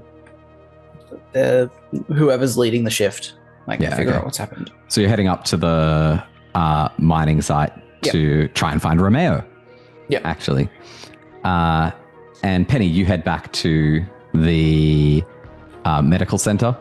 Let's follow Gerard for a moment. As you're sort of heading up there, you see Zhao, one of the 2 children on the Folly, with a cut on his arm. He runs past you. I'm assuming that Gerard wouldn't do anything, would just let him go. Yeah, just leave him. Not interested. There was an earthquake. Probably fell over and hurt himself. Yeah. Not my problem. Cool. So you get up to the mine site and you see Romeo has gotten 3 other miners, and they're just about to head up the hill towards the secondary mine site, which isn't open yet. You haven't signed off on it. It was definitely something that Waterman would have given you to do. He's not going to have his signature on something that might be a risk, that might go badly, but you haven't signed off on that. Yeah. Romeo, what is this? We're not sure, Mr. Huntingdale, sir. We're just investigating now. Are your miners using explosives without proper paperwork? Explosives? No, this wouldn't be explosives. Did you not hear it? It was a groundquake. There's something happened. There's a fault line, maybe. Okay. You're going to check it out? Yes, heading up there now. Okay, I'm coming with you. Okay. But it may be unsafe. Do you have your protective gear? Do I have protective gear? I don't think Gerard would be the type who would be wearing protective gear. No, probably not. On day to day. He's like, okay, you can head down to the shed there. Hey, Timothy, take Mr. Huntingdale. Get him a hard hat. Get him some goggles. He wants to inspect for himself. We'll meet you up there. Timothy will bring you. I look like every politician, going to some job site and pretending they understand working class people. Brand spanking new helmet, high vis vest, and everything. And that puts you a few minutes behind them. You do see what's Gerard's attitude towards androids? He doesn't care.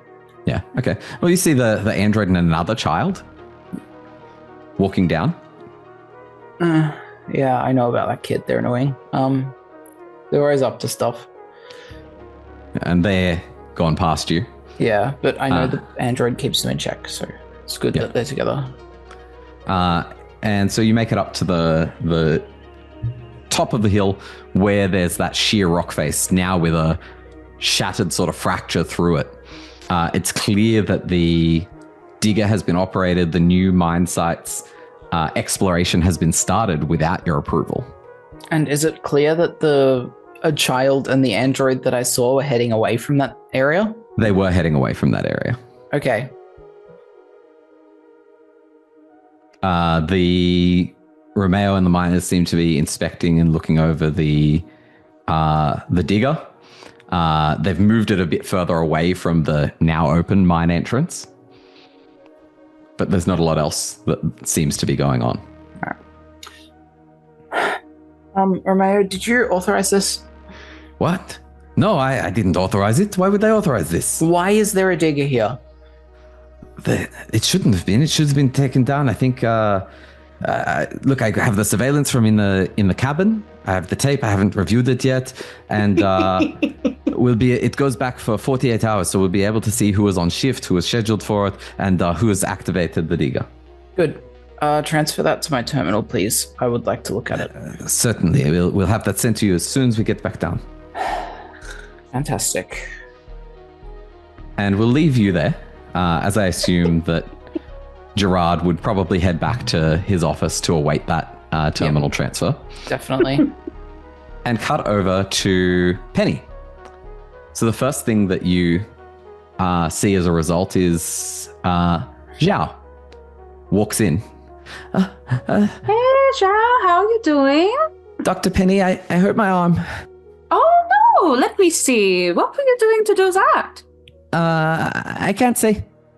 You can't say. Oh, sweetie, you know that you can tell me anything. I don't have to tell everybody. I can It was keep a secret. Promise? Yeah, pinky promise. And don't tell Elena I told you. Extra double pinky promise. I want her to like me. Oh, that's so sweet. Yeah, of course. I will tell her anything about you telling me anything. And he actually comes up like right next to you and like goes like this on your ear and goes, "We found a digger." Oh, a digger. And we turned it, well, Elena turned it on. Mitch. You don't know, you're not there. Oh, I see. Wasn't that a bit scary? Yeah, it kicked up some rocks and one of them hit my arm.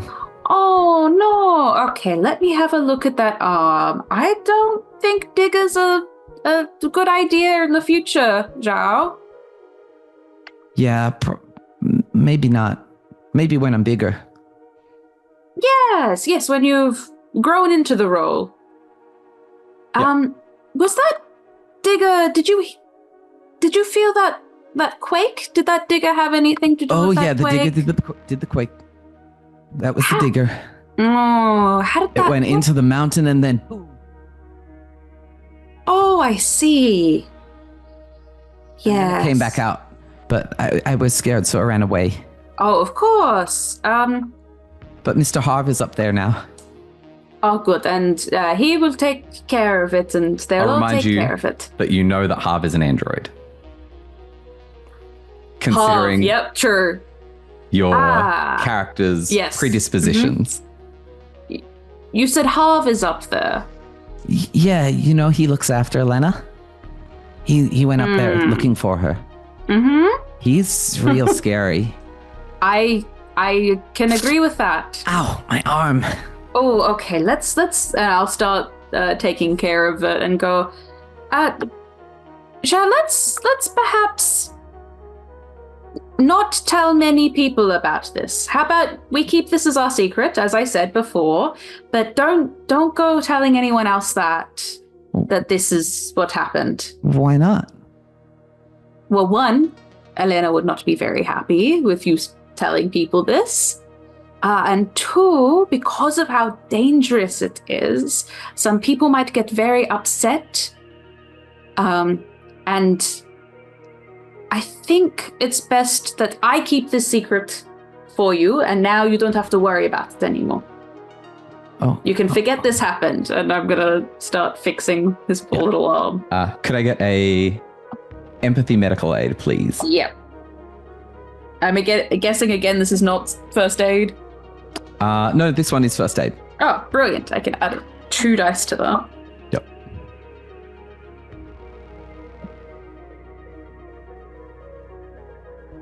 Finally, okay. 2 6s. Yeah, that's enough. You're able to get his arm fixed up. But you are in your medical center. And so you've done this with the medical equipment that's there because that's the most appropriate medical equipment. Now that you have the child's injuries treated, as much as it goes against everything you learnt growing up in the UPP, there is a direct financial cost to consider for the healthcare service you've provided. Zhao's, let's say you've notified Zhao's parents as well. Yeah. And so they've now turned up and they're profusely thankful to you. But the med center's machinery will have taken a DNA sample and will be expecting a payment to be tied to the medical care provided. How do you navigate this? What do I know about Zhao's parents? I mean, one of them works in the power plant, one of them works in the mine. They are pretty poor, like most of the people in the Folly. Medical care can be pretty expensive, although what you've done is relatively basic. Yeah, how much does this specific procedure cost? How much money do you have? I have $400. Yeah, let's say it's going to cost 125. Okay. So are you going to ask for payment from them? You could put the money through yourself. There's always the corpos. I'm sure Mr. Huntingdale has plenty of money that he could help you out with if he were so inclined. Or you could, if he was so inclined. or you could just not put a charge through and risk being brought up on charges of theft and fraud.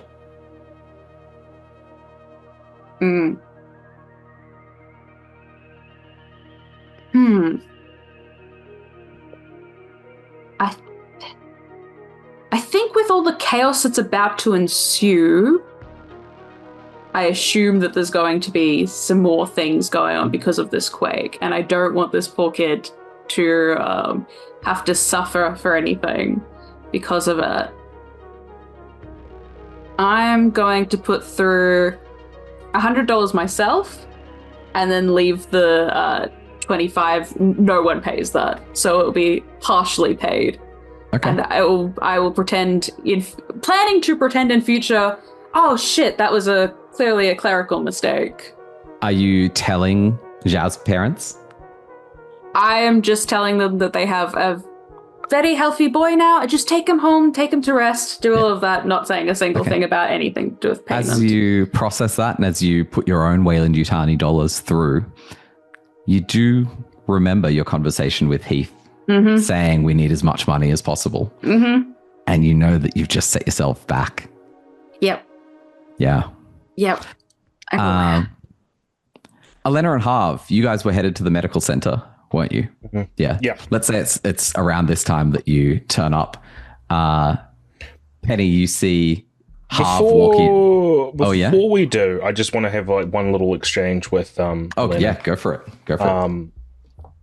As we're sort of walking up, I'll sort of say, well, it is obvious that you are uncomfortable with speaking about what happened. You do not have to speak about what happened, though I do not understand why you wouldn't. Because you're going to get mad again. Have I been mad at you before, Elena? Well, I mean, you grounded me, and that feels like a response of discipline, someone who's not emotionally well adjusted. That feels like I do not have the capacity for being mad, Elena. You should know this by now. So trust me. Why are you doing things that make me mad? I cannot control your feelings. I'm sorry if that makes you feel mad. But if you wish, I will say you will not be grounded for this particular excursion. I just need to know all the facts. You do not have to tell me straight away. But I think it best that we talk about this as soon as possible. Now, we need to get your injuries looked at. I think you pretty much saw all the facts, but okay. Do we have to do this here? I don't want Dr. Penny fussing all over me. We need you to be looked at to make sure that you are not severely injured. But or you that can there are look at any me at home. infections. I do Yeah, not have but the you can tools. just we could probably get some tools programmed. A job for another day, perhaps. I believe that we will be quite busy for the next wee while. Oh man. Come along. Let's see Dr. Penny. Gosh. And I feel with Elena's reluctance, Harv is going to walk through the door first. Yeah. With Penny shortly. Sorry, with Elena. Oh, yeah, you go. I was literally just going to say Dr. Penny. Yes. With Elena in tow, Dr. Penny. The first thing you see is the android walk through. Followed closely by the Surly child. mischievous and out of sorts Elena. Take it away. Elena, sweetie, come in here. No, thank you. No, thank you. Oh, Elena, be polite. I said no. I said thank you. And But we you all appreciate the thank you. Dr. Penny is just here to help you. Elena has been injured during the groundquake? Sorry, is that Groundquake, yeah. during the groundquake and needs I'm attention. not injured. I'm fine. Right. And how in the groundquake did she get these injuries, Harv? Elena is being quiet about that. I fell over. She fell over. I see. And where were you around at this point, Harv? Please, Elena, sit up on my table. I was looking And let for me have a good keys look at you. that Carol had left behind. Looking for keys that Carol had left behind. When Interesting. when I felt the groundquake, I went to investigate. And that is when I found Elena. What was she doing outside at this Kid at this stuff. time? You don't need to know. You don't need to know. It's kid stuff. Kid stuff, of course. I was a kid once too, Elena. I I understand. don't believe you. I think you were born this big. You would be shocked, but not everyone is like an android that they are built into one shape. Okay, but you say stuff that's like the same every time, so maybe you are an android. That was not polite, Elena. Sorry. Apologize, please. Thank you. Sorry. That is okay.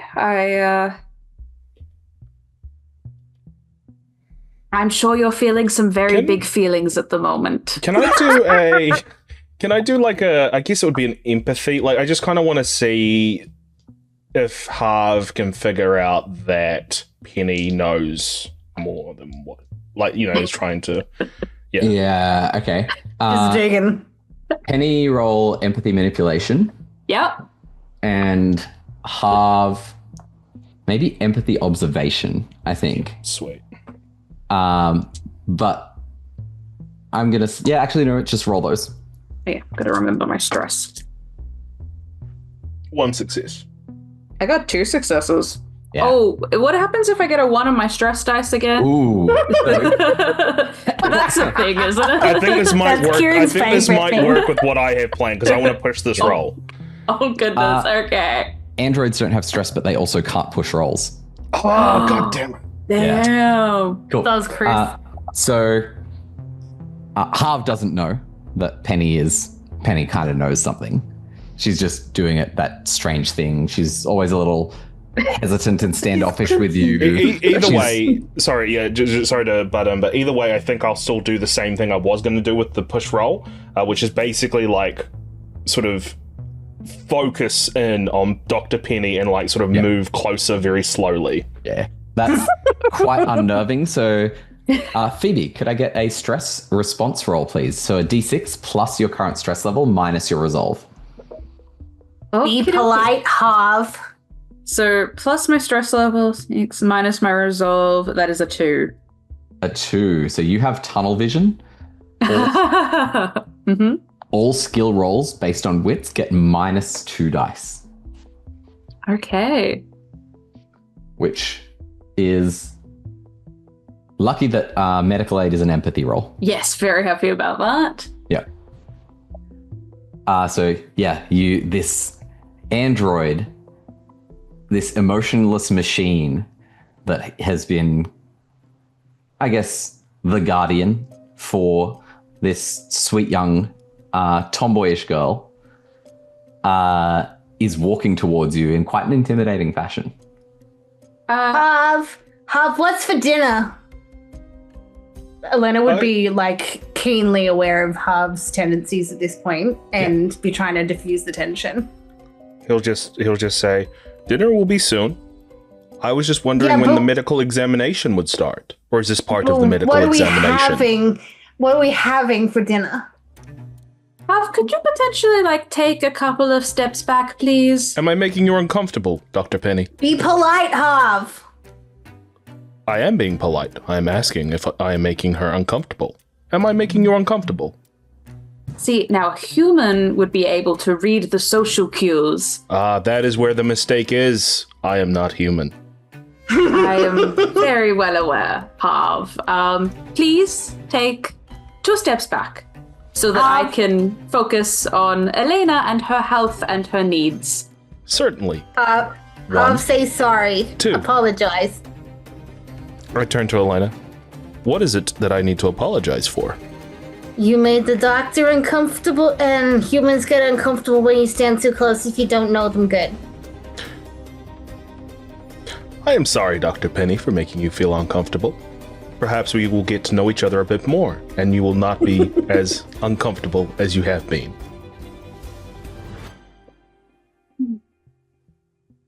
Perhaps. And sorry, Elena. I've been trying to teach him. I appreciate your attempts. It's very brave of you, Elena. Let me have a look at these bruises. You said you got these from falling down? I said I'm fine. It's okay. You don't need to worry about me. Harv is just a worry what. Oh, I can just go home now. Fine is not a medical state. Let me have a look. I'll get you to roll medical aid, please. Brilliant. We love a callback. Does this game have inspiration? It does. Truly. Shit, I need to push that roll. Add a stress. Yep. With the robot being there, I'm like, no, let me do this again. He's watching me so very meticulously. Let's have a better look now.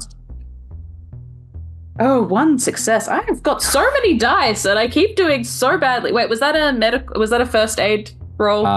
Yes, this would also be a first aid roll. And I did forget to add my stress because I am so good at forgetting to add my stress. Okay, that didn't help. And that also didn't help. So yeah, it's still 1 success. Any ones on your stress die? No. No, okay, cool. 1 success.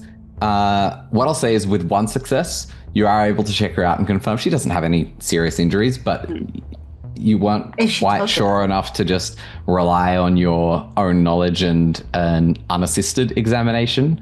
So you are needing to use equipment. For a diagnostic only, it's cheaper.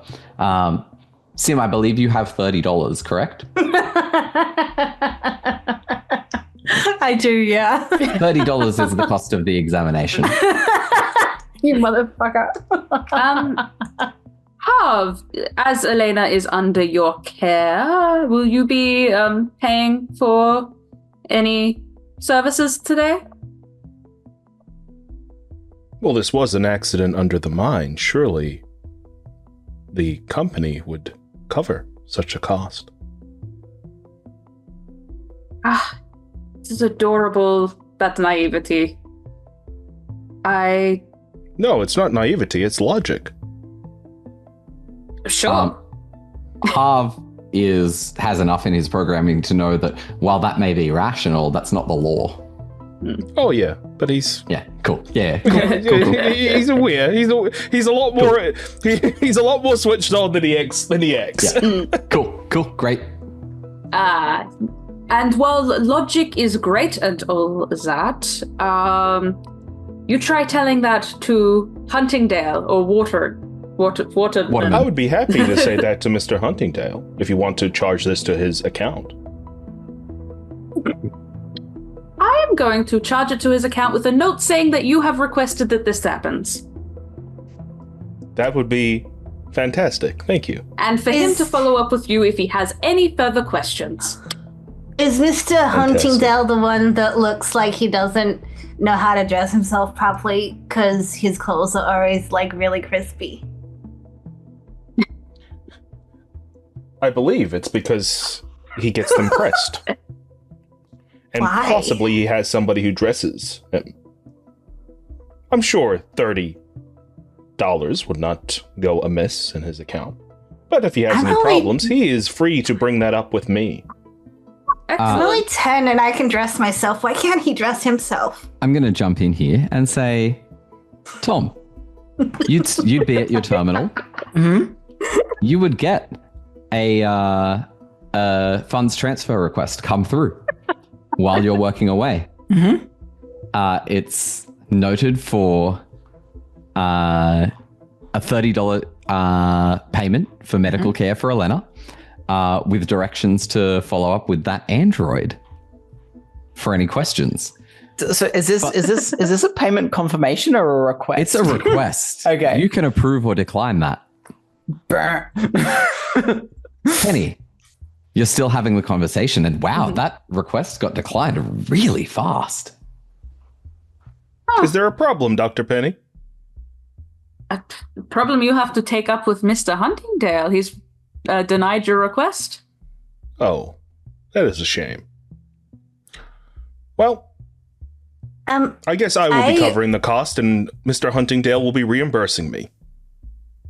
Sounds like a good idea. You should definitely talk to him about that. That will be my next stop. That sounds good. I don't want to go see Mr. Huntingdale. I wouldn't want to either. I already saw him this morning. That is okay, Elena. Perhaps this is a conversation best had between adults. Perhaps, But Dr. you're an Penny, if android, you do not not mind... an adult. But I am in an adult form.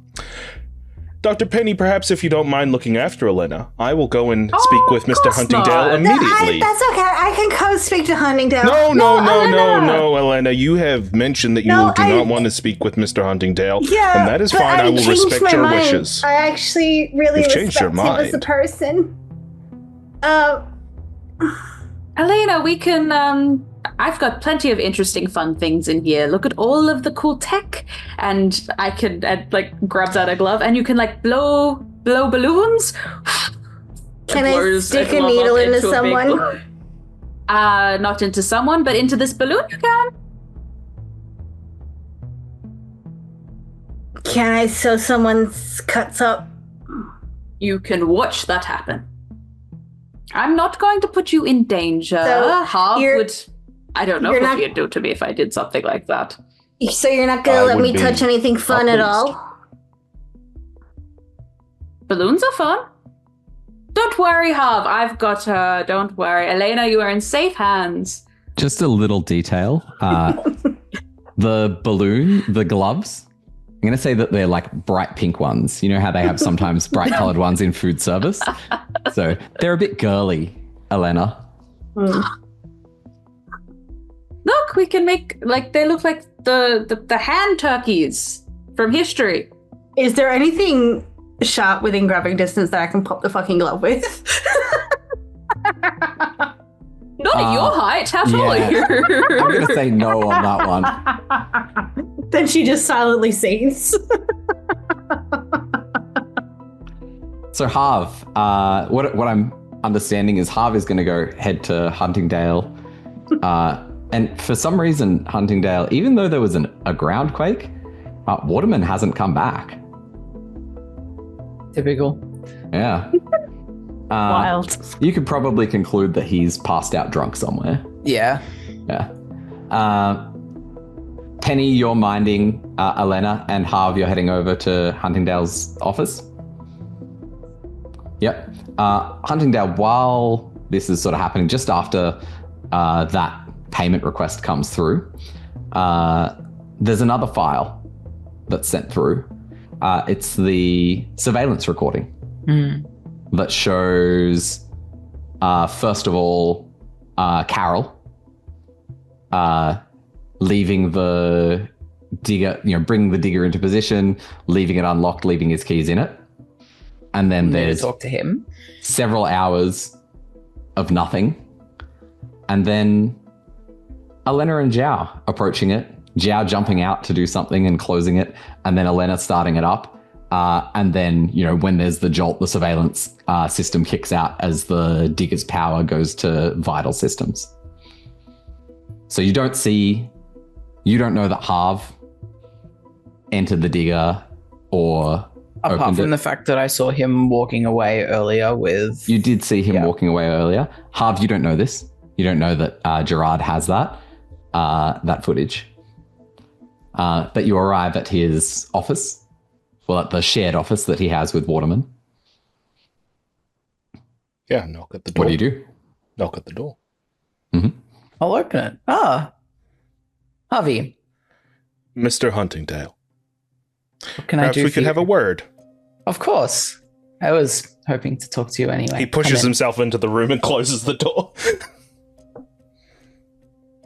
And he just sort of stands there and he says, I sent a request through for you to cover medical expenses, and it seems it was declined. I'm sure this was an error. No, it wasn't. Oh, do you care to explain? Yes, I don't typically take personal responsibility for the minor injuries of individuals. Oh, whose responsibility is it? Typically the individuals, funnily enough. Oh, but Elena is a child. Yeah. What was she doing in a mine? Well, such a great question. I think the better question is, why was the mine not secured? To injure a child in a groundquake caused by one of the company's diggers. Mm-hmm. A digger which she was not authorized to use.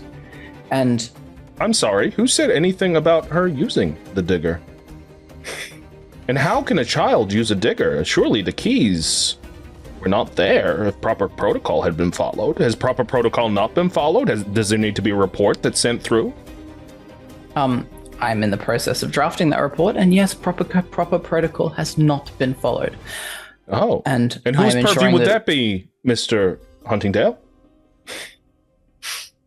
Waterman's, actually. But Waterman? Regardless. So I should send the bill to Waterman and inform him immediately about what has happened? No, because if a child is breaking into company ground without permission, then then I would like to ask what her guardian is doing to prevent that. Perhaps we should circle back to my earlier point. Was the mine not secure enough that a child couldn't enter into it?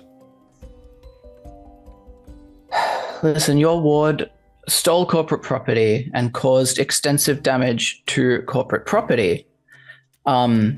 These things have serious consequences. The digger has not been taken by Elena. The digger is still at the site. So what was stolen?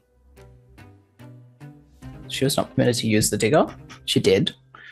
That constitutes stealing. If someone takes your ship and flies it around and brings it back, are you just okay with people doing that? I'm going to jump in here and say that everything that Gerard is saying is 100% in line with the law as enforced by Weyland Yutani. That's fine. Yeah, I know. He'll say, so what? What is the plan here, to incarcerate a little girl? After you turn down her medical bills. The consequences are yet to be decided for her actions. Who decides these consequences? Out of curiosity. There is an enforcement process that exists within the company guidelines. We'll consult them thoroughly to ensure that the process is done to standard. Now remind me again, how do you know that Elena did these crimes? We have security on our on our sites. But not enough security to prevent a child from entering. Curious. Well, part of our process of investigation and punishment would be the people who are supposed to stop children from entering our mine sites. Again, we have security watching these sites, and if they let 2 children through, then that is an oversight on them, and they will be dealt with appropriately. Intriguing.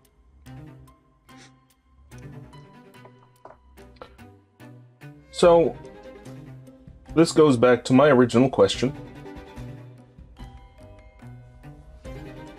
Will anybody be covering Elena's bill, or will it be solely on the shoulders of the individual? I believe her bill will be covered by her guardian, as is protocol.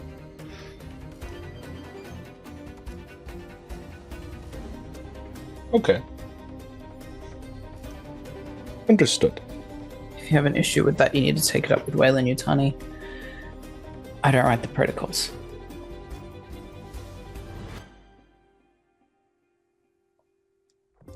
How much money do you make, Mr. Huntingdale? It's an oddly personal question, Mr. Malone. What's personal about it? Money is a number. I can tell you how much I make. I don't care how much you make. But I care about how much you make. So we're at an impasse. And he'll like close the distance, like whatever little distance there is between the two, and he'll just sort of look him dead in the eye and he'll just say,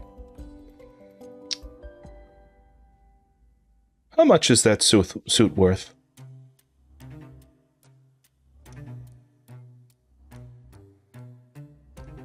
Or is that too much of a personal question as well? What are you getting at, Harvey? $30 is not much for someone like you. But for someone like me and someone like Elena, it is quite a lot. If every person on this colony charged their medical bills to me, I wouldn't be aging.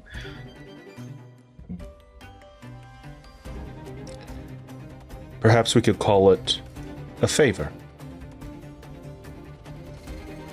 Do you want to do a favor with me, Mr. Huntingdale? Depends. What does it depend on? Well, what's in it for me? What do you want, Mr. Huntingdale? What can we do to remedy this situation?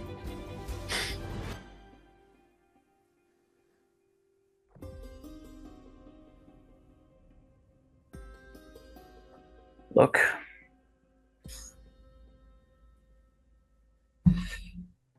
I mean, I don't want to punish a kid. Like,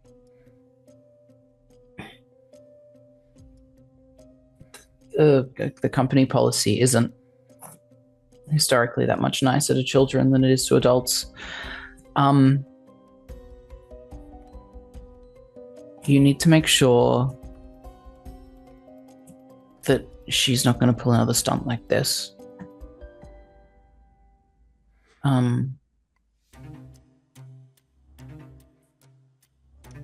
Yeah, make sure it doesn't happen. If there is a second instance of something like this, the penalty will get far worse, and I'm not supposed to give any leeway, but see to it. See, you are an agreeable man, Mr. Huntingdale. I will make sure that Elena does not act out. In fact, I had placed locks on the house to make sure that she wouldn't leave. Perhaps I need to relook into that. Perhaps. If that is all I can do for you, then I believe I am wanting to say I'm appreciative that this exchange has been beneficial. Yeah. It's good. Yeah. Thanks for coming by. Thank you, Mr. Huntingdale. Sorry I couldn't help with the bills. That is okay. We will manage. As he turns around, leaves. So Harv heads back, I assume, to the medical clinic. Mm-hmm. Elena? Sorry. That's okay. So if there is, it was going to be, is there going to be conversation there? Or is there going to be a payment made and... Oh, yeah, no, I've already taken it off my... Yeah, so, because I said I'd cover it and then, I'd get reimbursement. Obviously, the reimbursement hasn't happened, but that's fine. Yeah. Sorry. Before Harv comes back, I think Penny will try and get from Elena, she wants to kind of go I know what happened, get more details on what happened. It's Elena, I know you did not get these injuries from having a fall. How would you know? I just want to make sure that nobody else knows that you perhaps broke into a piece of heavy machinery you weren't supposed to.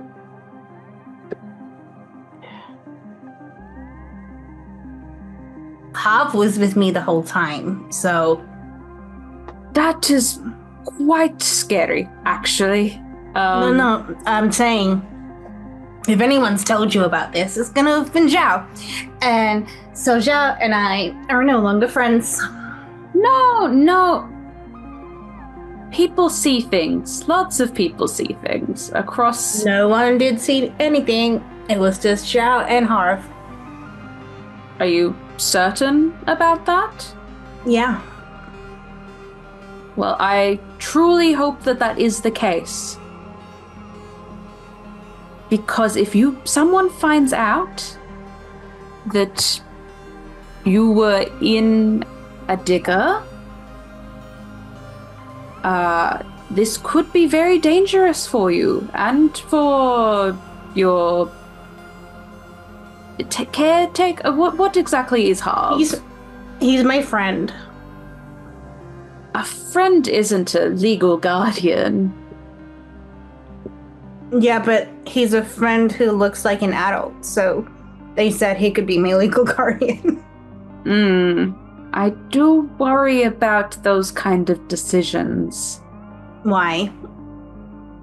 I don't think building someone a legal guardian is a good idea.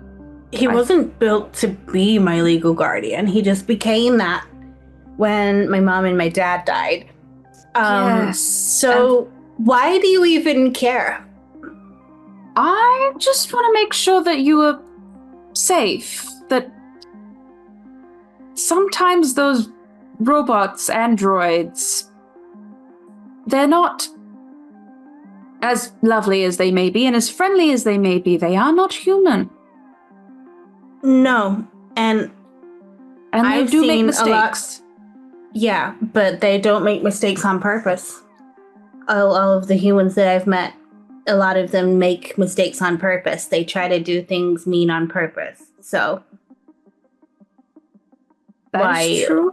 Why would I want to have a human guardian when I could have a guardian who wants to do the right thing and sometimes might get it wrong, but he's not doing it on purpose?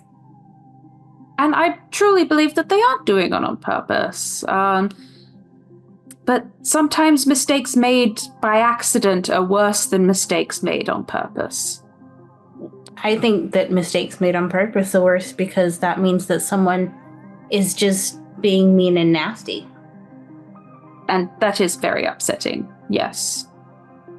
I only worry because I care about all my patients.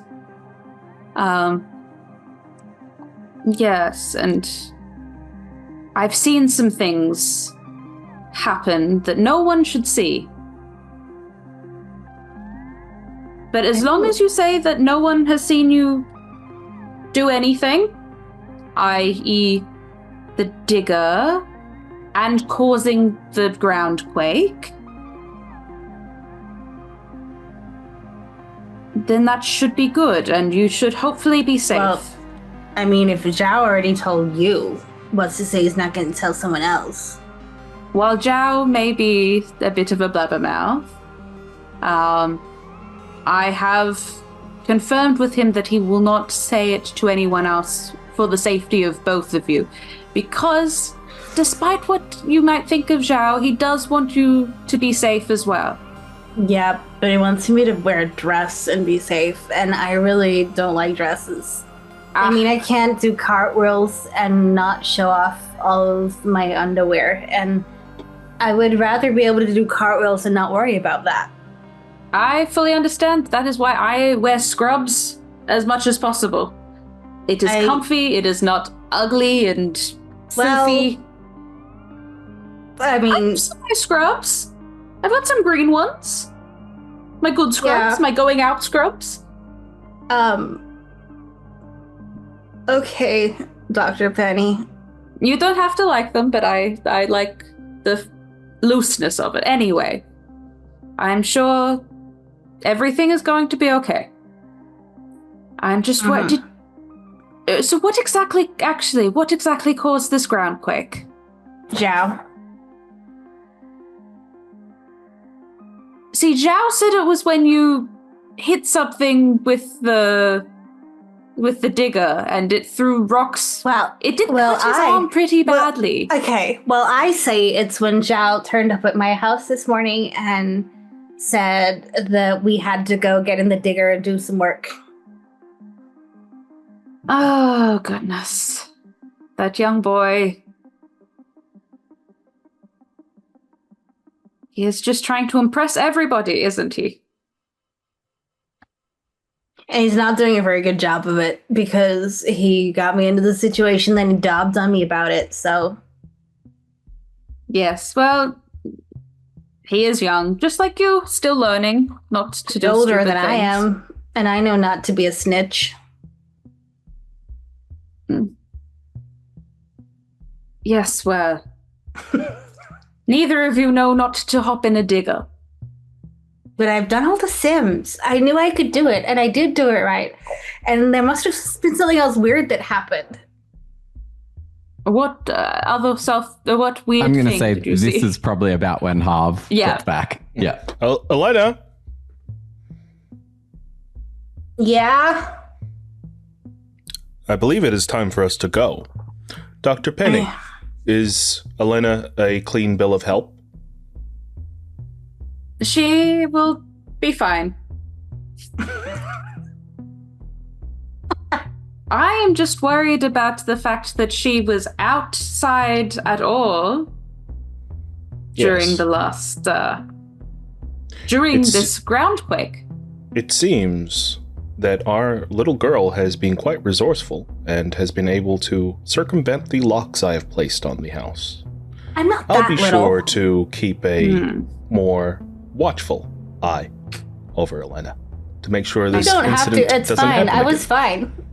I imagine at this point Harv is pretty quick in making payment and taking Elena out. Yeah. And deflects any sort of further attempts at conversation. I do want to know what measures Harv is going to take to keep Elena inside tomorrow, or if there's going to be any measures taken at all over the evening. It's going to start with a conversation. He's going to try to talk first. Okay. All right. In that case, you guys are back at your lodgings. There's privacy that you have now. Take it away. Now, Elena, you told me you did not like to be grounded. That it made you mad. Yeah. Who Then why are wouldn't be you mad if acting they in a were way confined? that would lead to such an action? Okay, but you grounding me was a choice you made, not me. Yes. And I clearly, don't it was not control enough. your reactions to my actions. Clearly, it was not enough because there has been a complication, Elena. Someone saw you in your little test in the digger. You were captured. My extra credit assignment. I do not think that will fly with company policy. Okay, who saw it? There was no one around. There were cameras there, and I had a very interesting conversation with Mr. Huntingdale, who has agreed to make sure not to bring any more trouble. This little excursion has already cost us a little bit. As long I really as hate you that guy. behave yourself. I do not have the capacity to hate, but I do admit, when I speak with Mr. Huntingdale, there is a feeling akin to what I have looked into as revulsion and disgust that rises within. Yeah, I've heard that from a lot of the adults around. Now, Elena, we have an impasse here. Obviously, the security measures I have put in are not enough.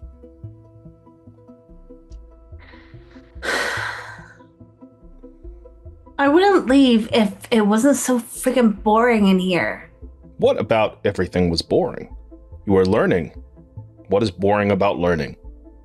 I was learning how to do repairs on uniforms and make new ones for the thing, and like bed sheets and stuff, and I hate that stuff. It's so Can you girly. remind me what you asked when we were in Dr. Penny's office? When I said that I was leaving you with her? I said not to leave me with her. No, after that. It is okay, I remember. You asked if there was anyone you could stitch up. Now tell me, how do you plan on stitching people up if you do not even know how to sew fabrics? Do you think that stitching up clothes is the same as stitching up people? Because I don't think that Flesh, fabric, they're both materials.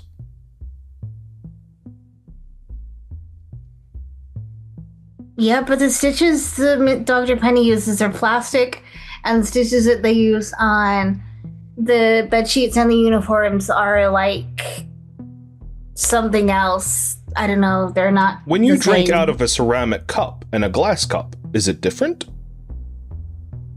Yeah, it feels different in my mouth.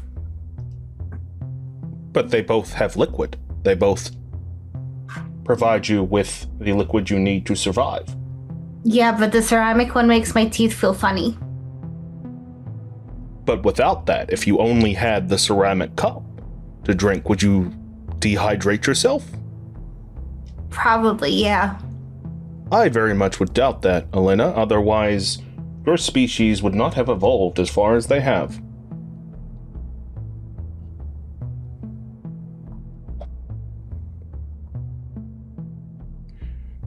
I just want to do mining. Well, you did do some mining today, Elena. And obviously, Yeah, you were not quite prepared to do it, even though you have been stellar in The Sims. Well, need I remind you of the gash that you have left in the mine and also the groundquake? Yeah, well, it was already there. It was already ready to go. I just got in and I programmed it to do what it was meant to do. And if it was in the wrong spot, then that's not my fault. That's the planner's fault. It seems, Harv, like maybe you're not going to be able to convince Elena. What measures then is Harv going to take?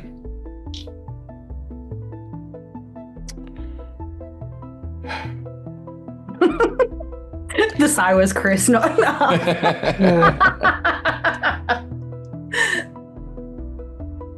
Okay.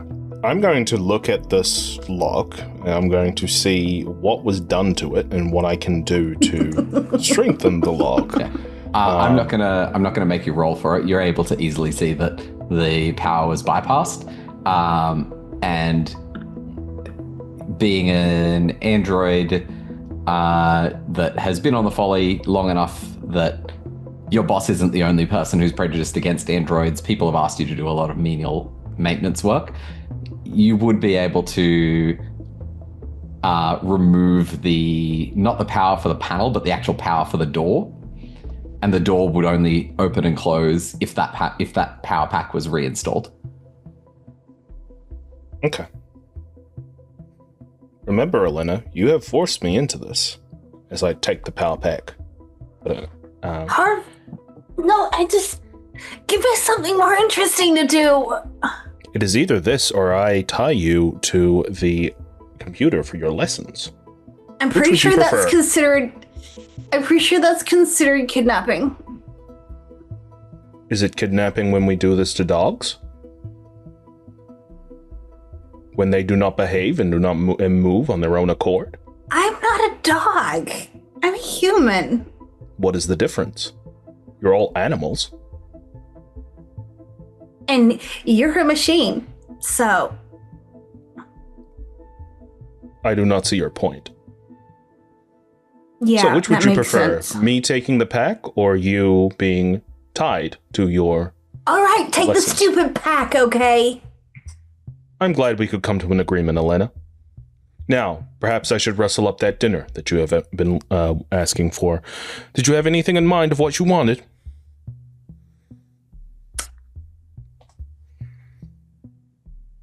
I want mac and cheese.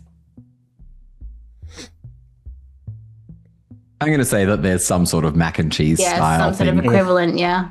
that you're able to get. And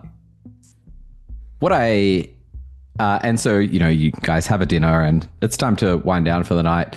Harv, will you plug yourself in to recharge overnight? There is a terminal here, right? There is a terminal that you typically use to recharge I'm going yourself to and ensure look that you into, maintain power. Yeah. While I'm recharging, I'm going to surf whatever webs or interconnected things are around. It's the Android equivalent of sleep. So you shut down while you recharge.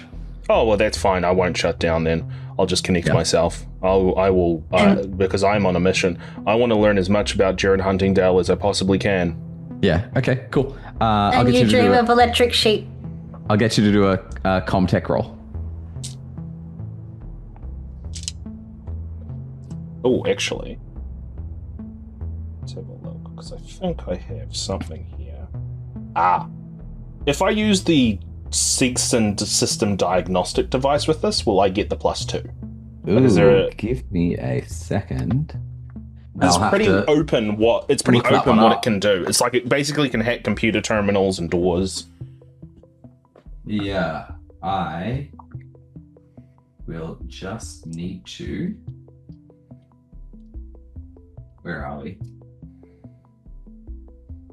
We're currently It's in used to Australia. troubleshoot computers and mechanical systems aboard a space station or starship. So I'm going to say not really. You're not really doing anything to troubleshoot computer systems. Oh, yeah, so what's plus columns? Okay. Oh, that is 2 6s. So 2 successes, yeah. So with 2 successes, you're able to find his company profile, which is very much written in corporatese. It's basically an advert trying to sell, hey, look, colonists, you're getting this amazing person who's been to these academies. But what I'll say with the 2 successes is that you are able to identify that there was an article that talked about a corruption scandal at a university with no names in the article, but the dates kind of line up. And you suspect that potentially maybe he was involved, or maybe he wasn't involved, maybe he just knew about it or whatever, but that's kind of all you're going to get from that. And what was that in university? Well, around the time that he was at the Weyland Yutani College. But there's nothing that explicitly ties him to it. I was also, what I specifically kind of wanted to look into, and I don't know whether this would pop anything up, would be is if there's any kind of gossip. I don't know what the social media situation is like in this universe. There isn't social media. Yeah, no, it was mainly just to see if there's any anything about vices or anything like that he may have. Nah, nothing there. No. Cool. Easy. Cool. I'll work with that. So you do that. Takes you a little bit of time, but then you power yourself down to recharge for the night. Elena, I'm assuming that you keep yourself asleep but awake until then. Yeah. Okay. She's probably going to be checking out to see if Harv's paying enough attention to, keep her in the room. And whilst he's asleep, he probably has sensors that would go off, so she's not game enough to try anything whilst he's actually actively there. Not when he's asleep. He's out. But he's taking the power pack. He does have the power pack. I would have hidden it, to be fair, but that's I would That's have. okay. If you've hidden it, Yeah, then okay. obviously she might make a half-hearted attempt at trying to figure out where he's hidden it, but I don't imagine she'd be very successful. Okay. Yeah, let's well, maybe we'll play that out in a second, but I will remind you that Harv is plugged into a terminal. You're just encouraging the chaos.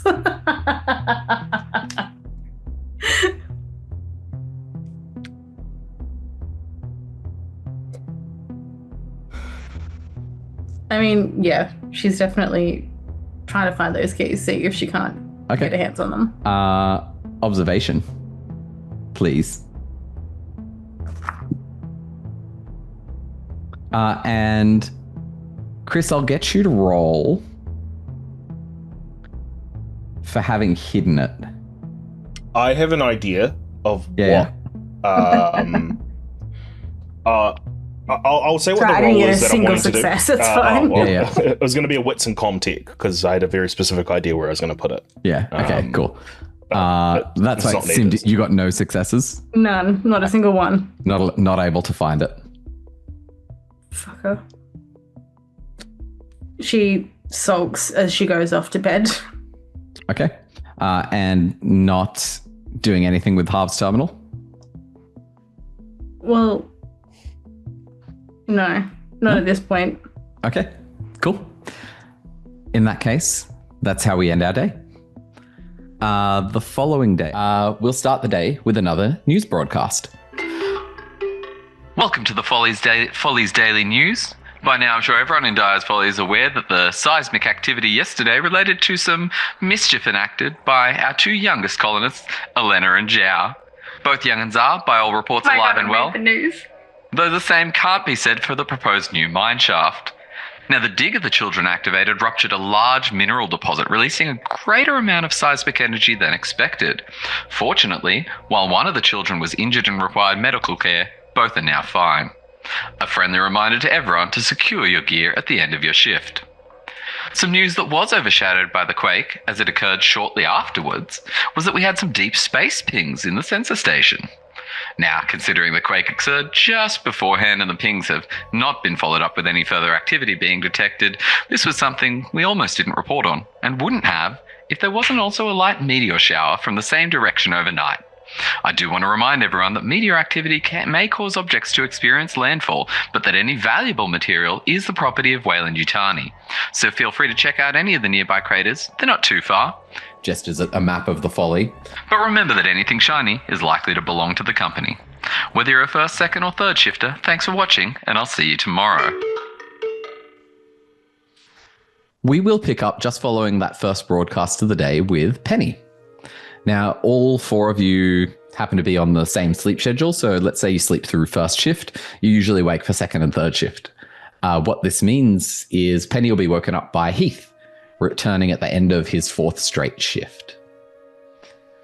And he opens the door and he just kind of looks at you and walks straight in, doesn't actually say anything. If, oh, for God's sakes, get some rest. He walks into the kitchen, he grabs a bottle of vodka and a small drinking glass, pours a cupful, downs it, pours another cupful. 7:45, I'll have to be back. I'm doing third tonight, then back to normal first immediately after. Heath. Do you really think that is a good idea after doing all of that?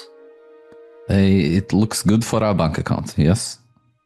Yes, but don't be doing any random overtime. Then I don't think they are going to pay what they say they pay. What do you mean? They say everyone will be rewarded justly or as appropriate. This isn't the UPP, Heath. I spoke to that worm of a man, Huntingdale. Ah, Exactly. why did you speak to him, huh? I was trying to find something else, and he was just in the way. But Trying to find what? What do you go to him for? I had a meeting with Waterman, but he wasn't there. Only Huntingdale. They're both slime. Why do you go see them?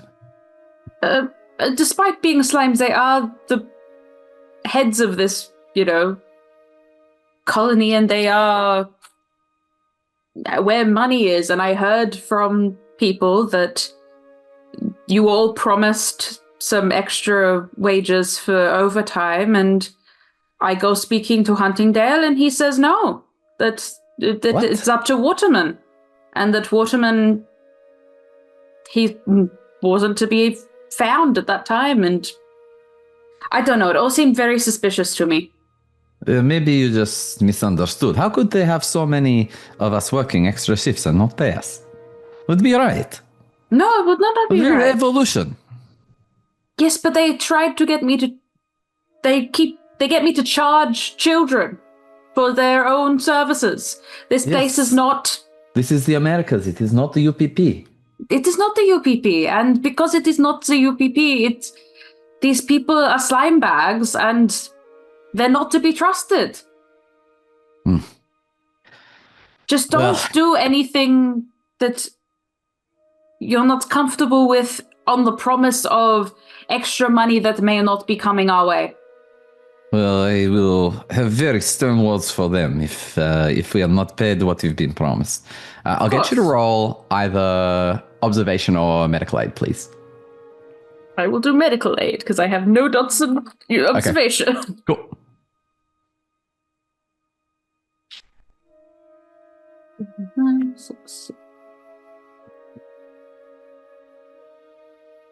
Two successes.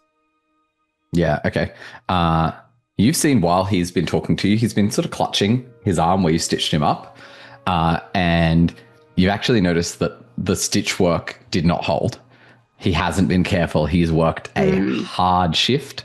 And it looks like when the stitches came undone, he just tied a strip of whatever cloth happened to be nearby around the wound. What is this on your arm?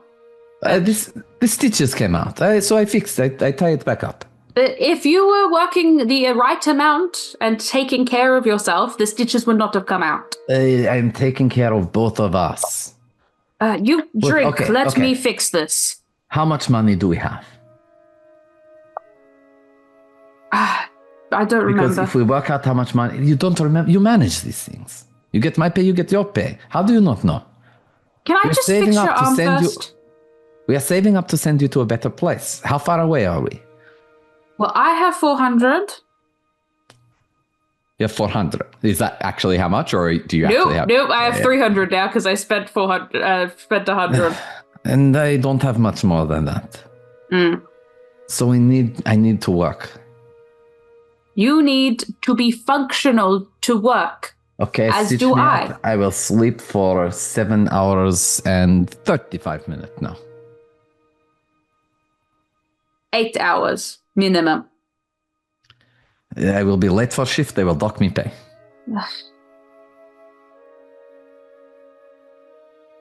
Come on, stitch me up. Fine. And so you stitch him up, taking care to make sure that it's well stitched this time, and maybe less care to make sure that you're not giving him a little stab. Yep. Yeah. Drink up. Let me. Yeah, and so he shots another couple of things of vodka. You are going to have to come clean to him about how little money about the missing 100 Weyland Yutani dollars. Is there anything of financial value that you might want to pawn, or is that a problem for another day? I think that's currently a problem for another day because one, she doesn't want to bring it up while he's in his current exhausted state. And 2, she's like, I can come up with something. Okay. In that case, you head off to the medical clinic to start your workday. On the way there, one of the miners approaches you. You recognize her. Her name's Ruby. She's got a short mohawk, strong, muscular shoulders. She's wearing a sleeveless shirt and her cargo pants. They do look, like she's cleaned her clothes, or at least cleaner than a lot of the miners look when they've just got off their shift. The other thing that you remember about Ruby is that she shamelessly and unsubtly hits on you every time she sees you. Think about how Sim is in Twitch chat. Yep. But in person. Yep. So she comes up and doesn't really wait to see if you're free or if you're on the way anywhere. Just kind of blocks you away and says, "Hey, Doc, I know we're only meant to come to you in the med bay, but I've been having this thing that keeps, it needs your attention. Could you come back to my quarters and take a look?" Why can't you come to the med bay? Is it urgent? Very urgent. Necessity? Very urgent. You should come over and I can cook you dinner. I do a mean cornbread. I don't have my kit in your apartment, Ruby. I have all of my gear is in the med bay. She looks you up and down. I think you've got everything you need right here. She is like the in Twitch chat. Ruby, well, I assume this is flattery, and I do appreciate it. I don't really have time at the moment, and that's got nothing to do with you. It is 100% to do with me. I got all the time in the world. What time do you get off work? I mean, I get off work and I go straight to sleep, and then I go back to work. You should live a little more. And she walks on. I wish. And so you make your way into the med bay. What is your plan for the day? Are you just working? Are you going to try and get into the corporate offices again? Or is there any other plans that Penny has? First point of call, do the job so I get paid. Yeah. So that there will eventually be more money in my bank account. Yeah. But if there is any downtime, I'm going to probably hassle Huntingdale and hope that Waterman is back in the offices. Yeah. Okay. Cool. So we'll play that out a bit later. Elena and Harv. You guys don't have a lot of money. So what I'm going to ask is, are you spending what little money you have to get a full meal for Elena and a full power recharge for Harv? Or are there sacrifices that you're making? How much would it cost for a full meal? I'm not going to make it cost anything sort of materially in game. This is more... well, if I had to sort of choose, it would be full meal, and I would not pay for the recharge. Okay. In that case, I'll say that you are fatigued for today, at least. Okay. So fatigued means that you can't recover health. At certain intervals, you will need to make survival rolls. And I'll do those as narratively appropriate. And if you end up getting to nil health from that, then you will have... there's certain other things that may occur there. But the big one is that if you take damage, you can't recover health while you remain fatigued. Sure. Who wakes up first? Harv. I don't know. But Okay. I mean, like, I don't know. Maybe Elena. No, 100% it'd be half. Elena would be like, I have a feeling "No, Elena stayed up late and is like sleeping Yeah. in. Yeah. Okay. I'm going to say, Elena, you stayed up late and maybe you actually caught the very first broadcast of the news, so you know that there was a meteor shower. Would you have stayed up overnight? Would you have still slept? I think I would have still slept. Yeah. But she would be kind of hanging to Harv about the meteor shower first thing as soon as he was awake. Yep. As soon as Harv wakes up, he'll start making the meal, just a meal of some eggs and just things that are fairly more healthy than mac and cheese. Let's say you guys are poor, so you guys have synth eggs. Oatmeal. Yeah, synth eggs. Yeah, that's fine. Synth like whatever, eggs, not actual eggs. Yeah. No, he'd do the best he can with whatever whatever's he can make that. He knows his nutrition with it. Think of the runny slop stuff from The Matrix. That's the eggs that you've made. Has all the nutrients that the human body needs. And he'll kind of arrange it on the plate in a sort of very crooked looking smile almost. As he just says, "Elena, it is time to wake up." No, can I sleep 5 more minutes? 5 more minutes and this will get cold. It feels like a sacrifice I'm willing to make.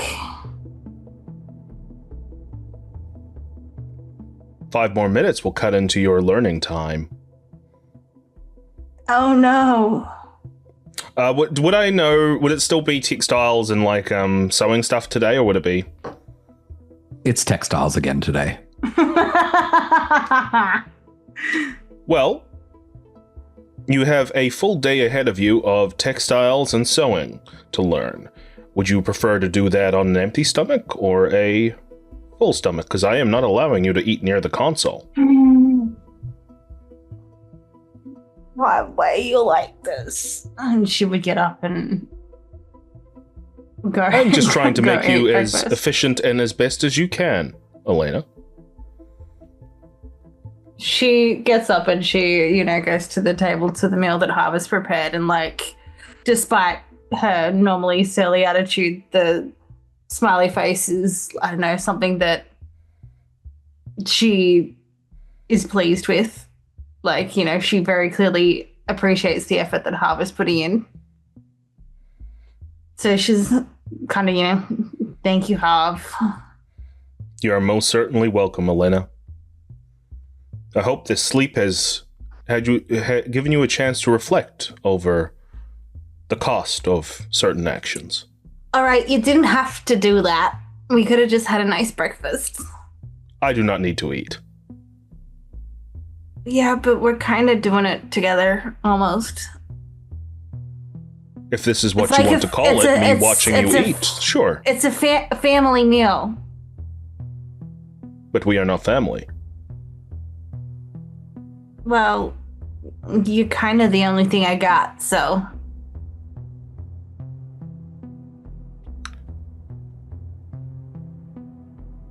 That is true. And you are the only thing that I have. So we're family.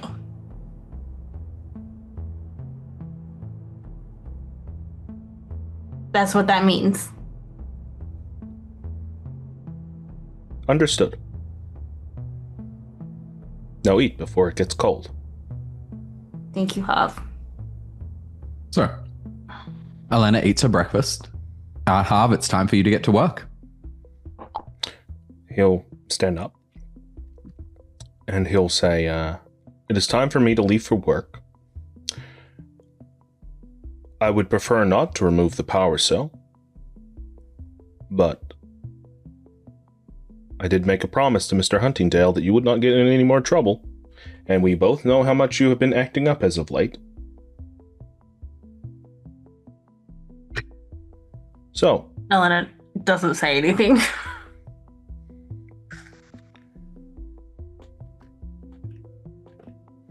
He'll walk out and he'll say, I will trust you, Elena. But just remember that actions have consequences, such as last night. I know you don't want me to remind you about that, but that cost a whole $30, that excursion. $30 that we could have used So keep that in mind before you try anything rash. So you're trying the guilt approach? I'm trying to let you understand the consequences. Every action has a reaction. And you must be prepared to bear it. I am prepared to bear it. But I'm afraid you may not.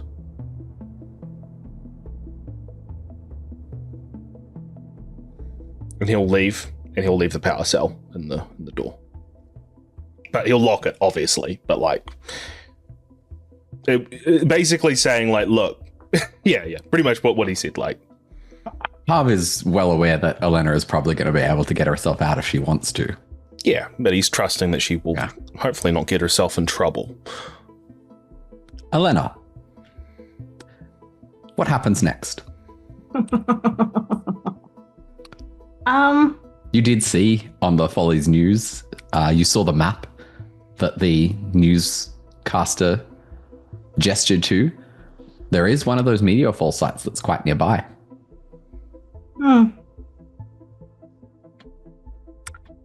She would like to explore that, but she would like to go get Zhao first, and she would like to have a conversation with him. Okay. So, I'm not going to make you roll Comtech because you did it yesterday. You managed to disconnect the battery and reconnect it, and you head on over to Zhao's place. You knock on the door. Yeah. There's no answer. Yeah, I'm going to knock. Do you knock again? Yeah, she'd knock at least one more time to see if there's some sort of response. Okay. The door slides open, and Zhao's dads are there. And they both kind of like scowling at you and going, "What do you want, Elena?" I wanted to talk to Zhao. I had Not today. You got him in too much trouble yesterday. We had to take him to the doctor. What? Shouldn't you be with Harv right now? Shouldn't you be at work right now? Well, we had to take some time off. It's going to cost us a lot of money to look after our son because he was injured when he was playing with you.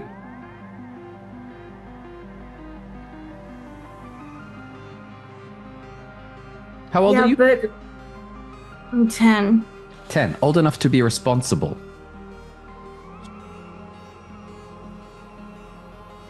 How old are you? This is not for a child to question an adult. I'm asking you, what are you doing here? Do I need to take you to see Mr. Huntingdale himself? Mr. Waterman himself? What? I just wanted to talk to my friend. Well, you're not going to talk to him today. And they go, now, are you going to run home where you should be? Or to wherever Harv is meant to be taking you? Or am I going to take you to see Mr. Waterman, Mr. Huntingdale? No, I don't want to see that stuffy guy. I'll go home. Yes, you will. And they press the button and close the door. I do not go home. If Zhao's not available, then I'm just going to go on my own. Okay. You do have some choices in how you get there, of course. But the adults are going to be more likely kind of on the lookout, especially considering the news. Less likely to just not grab you and bring you back to Harv if they see.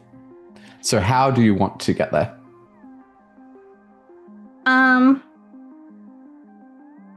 Probably sneaking.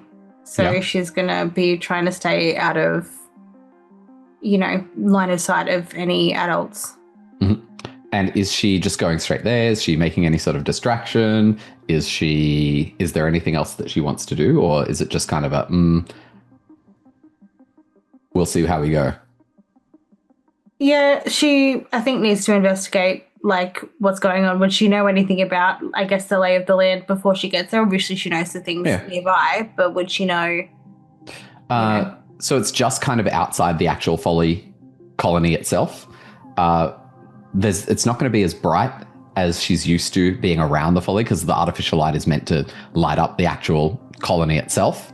So it'll be a little darker out there, but it's not too far away, if the reporting on the news was right.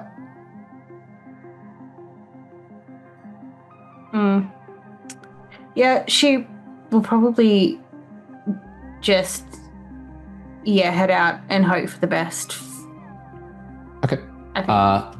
Mobility roll, please.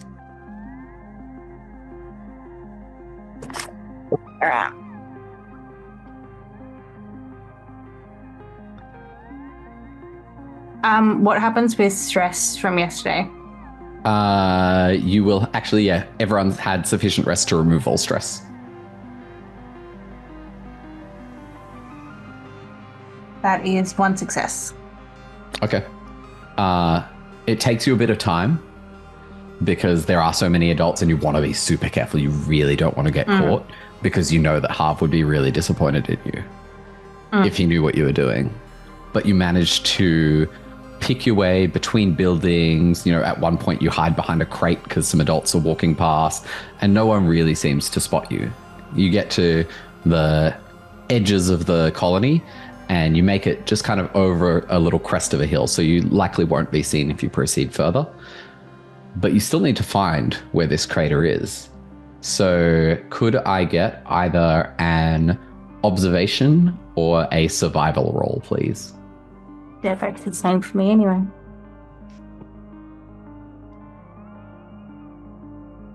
That is 2 successes. Oh, wow. Okay, cool. In that case, you have a pretty good lay of the land. You work your way out and you find what looks like it's not really much of a crater. It's just more of a small circle of dust on the ground. But judging by the other surroundings, it seems like this is pretty new.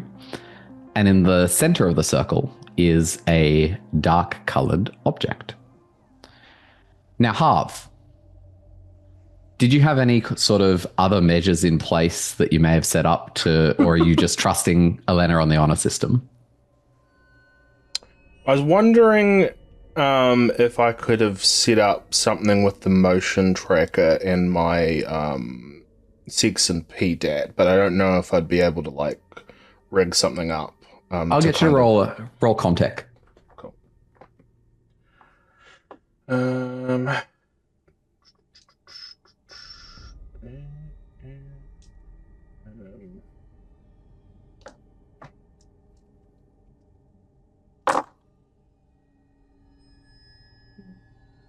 Unfortunately not. No successes. No successes. Oh, okay. Wow. In that case, no, you're not able to. I thought that was a good roll for you. No, it's only a 5 for me. 5 dice, and there were no 6s. Yeah, okay. I will ask: do I get the +2 for the diagnostic system? Wouldn't really help with this, would it? In a starship, space station, yeah. No. Yeah, not really. No, that's fine. That's fine. Yeah. Okay, cool. In that case, Elena, it seems like you will continue. There's a dark-colored object in the middle of this circle that looks like the dust and the debris on the ground has been sort of pushed away from it as it made landfall. Mm-hmm. It's quite small. It's only about yay big. And have I seen anything like it before? No. In fact, when you look at it, the outer layer it's black and smooth. It's kind of shiny, almost reflective, like a scarab beetle's carapace.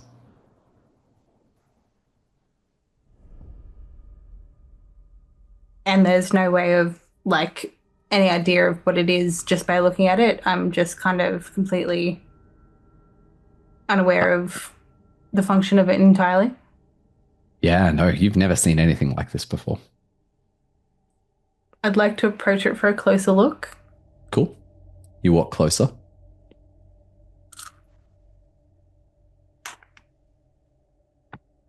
And is there anything around, like a stick or something that I could poke it with? Not really. Like, the trees don't grow on this world.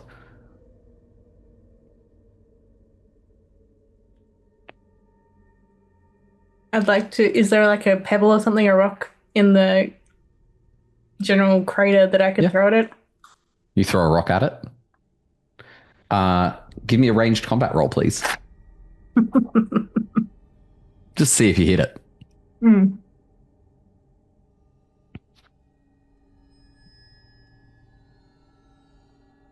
One success. Okay. So you throw it and it goes and bounces off it. The thing kind of moves a little and it digs into the dust underneath it. Could I get an observation roll from you, please? Uh-huh. And I assume you're standing pretty close to it. Yeah? Yeah, at this point, yeah. Yeah.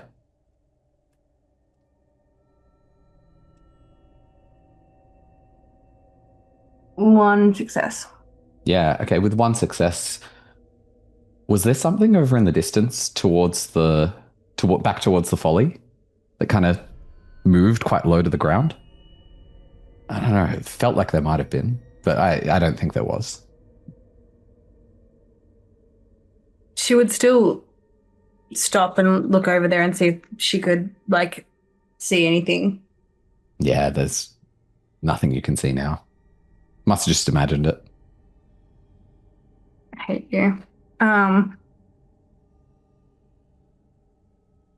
If the thing hasn't, like, reacted to the thing being thrown at it, she's going to approach it and try and, like, nudge it with her shoe and then back off real quick. Yeah. As she nudges it with her shoe, the part that she touches with her shoe, it quickly becomes brittle and there's cracks that kind of, and then it stops. Just around near where you touched your shoe on it. That's not good. She's pretty comfortable that that's not good.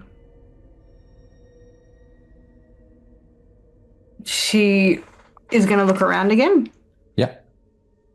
So she looks around. There's, the standard rocks and things. There's regular impact craters. Most of them get blown over. The bigger ones kind of stick around. Something like this, even with the Folly's thin atmosphere, it's close enough to the town that the atmosphere generator, there will be weather that makes it disappear over the time, and this thing will eventually get buried. Once that's done, it'd be really hard to find it again.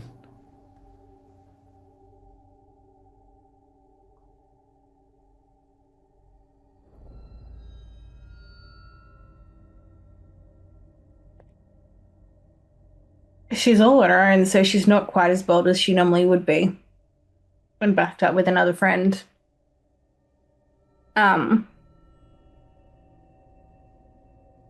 Where it's cracked, can she peer closer at that and see if, like, where it's cracked, has it, like, peeled away or anything like that? Is she going to try and peel it away?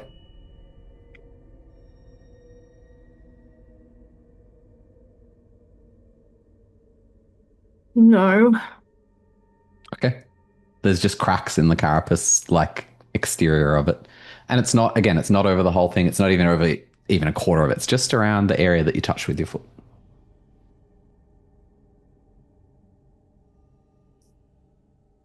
Hate it here.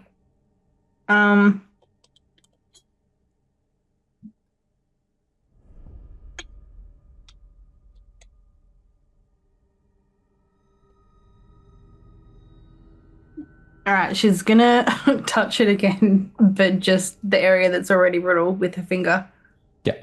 So as you touch that, a couple of things happen. One is a couple of the brittle pieces fall away, and behind them you see a slick bone-like ridge.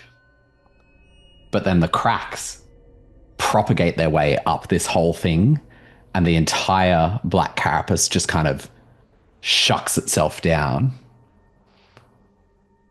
And what you see is this, I guess there's bone-like ridges around this fleshy capsule. Its surface is swollen with pulsing veins. There's a translucent membrane over the actual fleshy part itself, and the fleshy part itself has this tryptophobia-inducing holes all through it. And there's dark fluid and twitching shapes. It hums with a wet gurgling sound, radiating the sense of a living machine. Yeah, now that she realizes that this is quite literally, clearly a living thing, she's like, absolutely not. Catch you later. Cool. I will need a mobility check. But why? Nothing bad's gonna happen.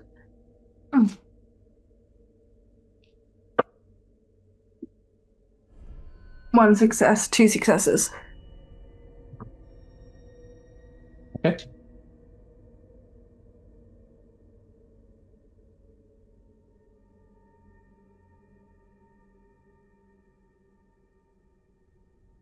So after a few moments, Elena is backing out of there quite quickly. Mm-hmm. The membrane retracts and there's this gurgling sound. From those holes, there is this sticky grey fluid that sprays outwards over everything nearby. Now, a little of it gets on your shoe, but it doesn't spray on your skin at all. You stare at the device in shock for a moment. It whines, this loud, high-pitched whine, before blasting a wave of white light that goes through you, through the rocks nearby, and you glance back to the Folly, and they're just on the outer edge of the Folly, there's 2 light towers that are pointed inwards. They actually switch off. And I will need a dice roll from you, either strength, stamina, or strength survival. And I would like you to add a stress, please.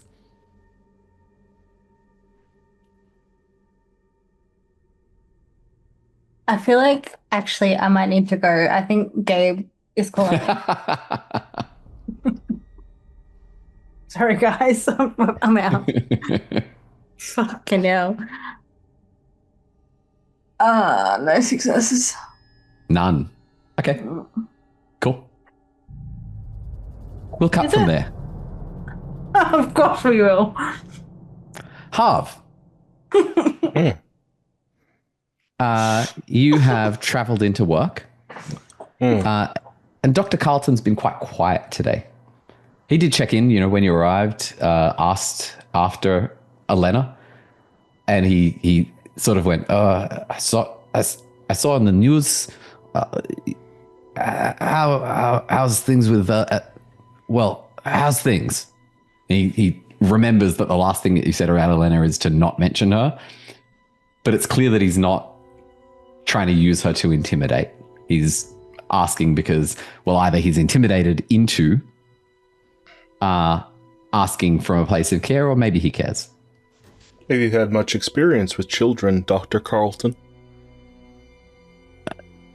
No, I haven't had much, but, I saw on the news. I hope she's okay. I hope so, too. But you were a child once. Perhaps you can enlighten me. Yeah, what do you mean? Were you rebellious when you were younger? I don't know. I spent a lot of my childhood shipborne, so not a lot of room to be rebellious. Ran with a pirate crew for a little while. That was oof. But first do no harm. We don't really. I'm not a medical doctor, philosophical doctor, but close enough. Don't ask, don't tell.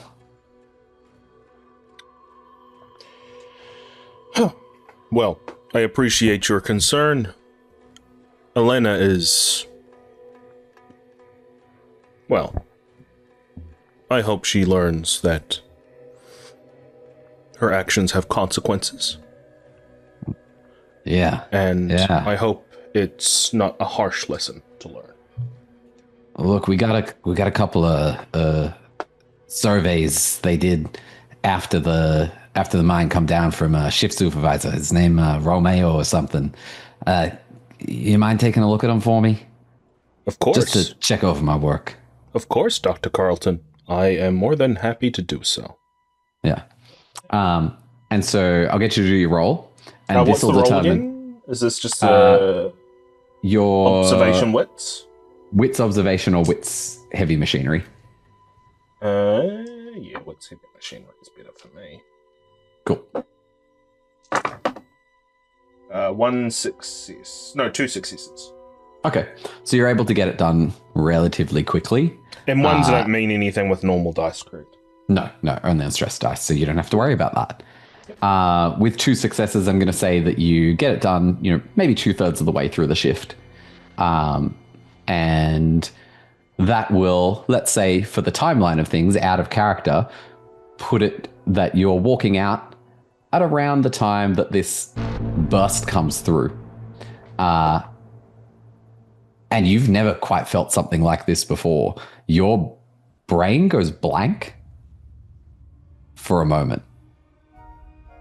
And you can't think of anything. You can't remember anything. You don't know who you are. And then something in your circuits reorders itself and you remember where you are, but that was a strange experience. He sort of talks to himself as he sort of thinks and says, perhaps that was death. Fascinating. And then he looks up. Is he able to tell where the source of this burst of light came from? Observation, please. Wits observation, of course.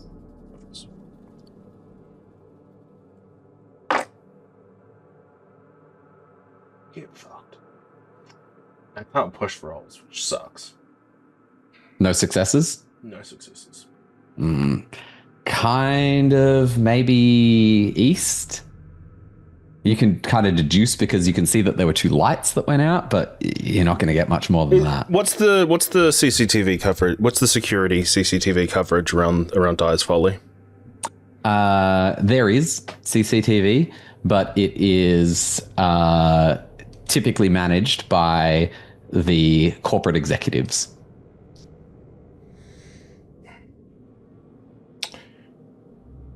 He is going to... Okay. He has a pretty good idea that whatever's happened here is most likely because of Elena.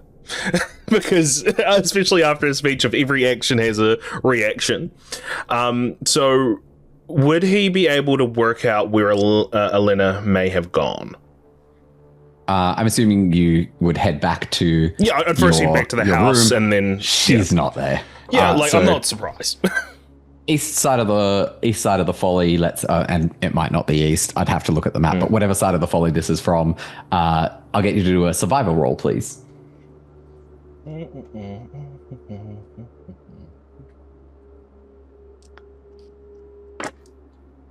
One success. Yeah, okay. So we'll put a pin in you for now, and let's check in with Gerard. Gerard, you're having a busy day today.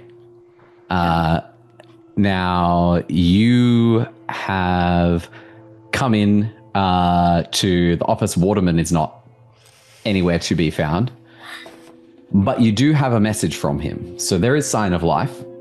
The message from him just says, more blips on deep space sensor. Considering the meteor shower, make sure it's just a glitch, and if not, deal with it so I don't have to think about it. PW. You also have complaints and concerns from miners who've heard rumors they won't be being paid overtime have started to roll in. What are you going to prioritize? What are you going to work towards?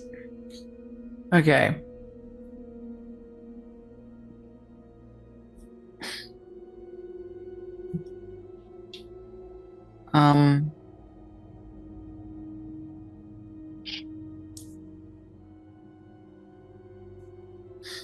First thing Gerard is going to do is call Carol into his office. Yeah. Carol comes in. Yeah. Shortly after you've sent it through. He's, hi there, Mr. Huntingdale. Carol. I'm sure you saw the report this morning. A couple of kids finding some abandoned mining equipment, getting in there, hurting themselves, causing a geological issue. You wouldn't happen to know anything about that, would you? Oh, only what they saw on the news. Oh, geez. This isn't looking good, is it? It's not really. Do you have any idea how piece of heavy equipment like that gets left in an unmanned section of a corporate mine with the keys in the ignition?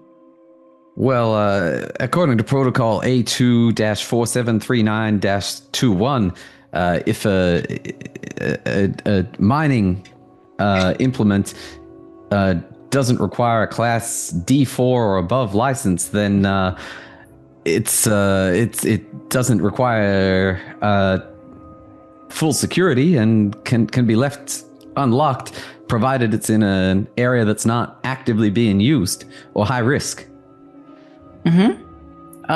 Would you say that the area that vehicle was left was high risk?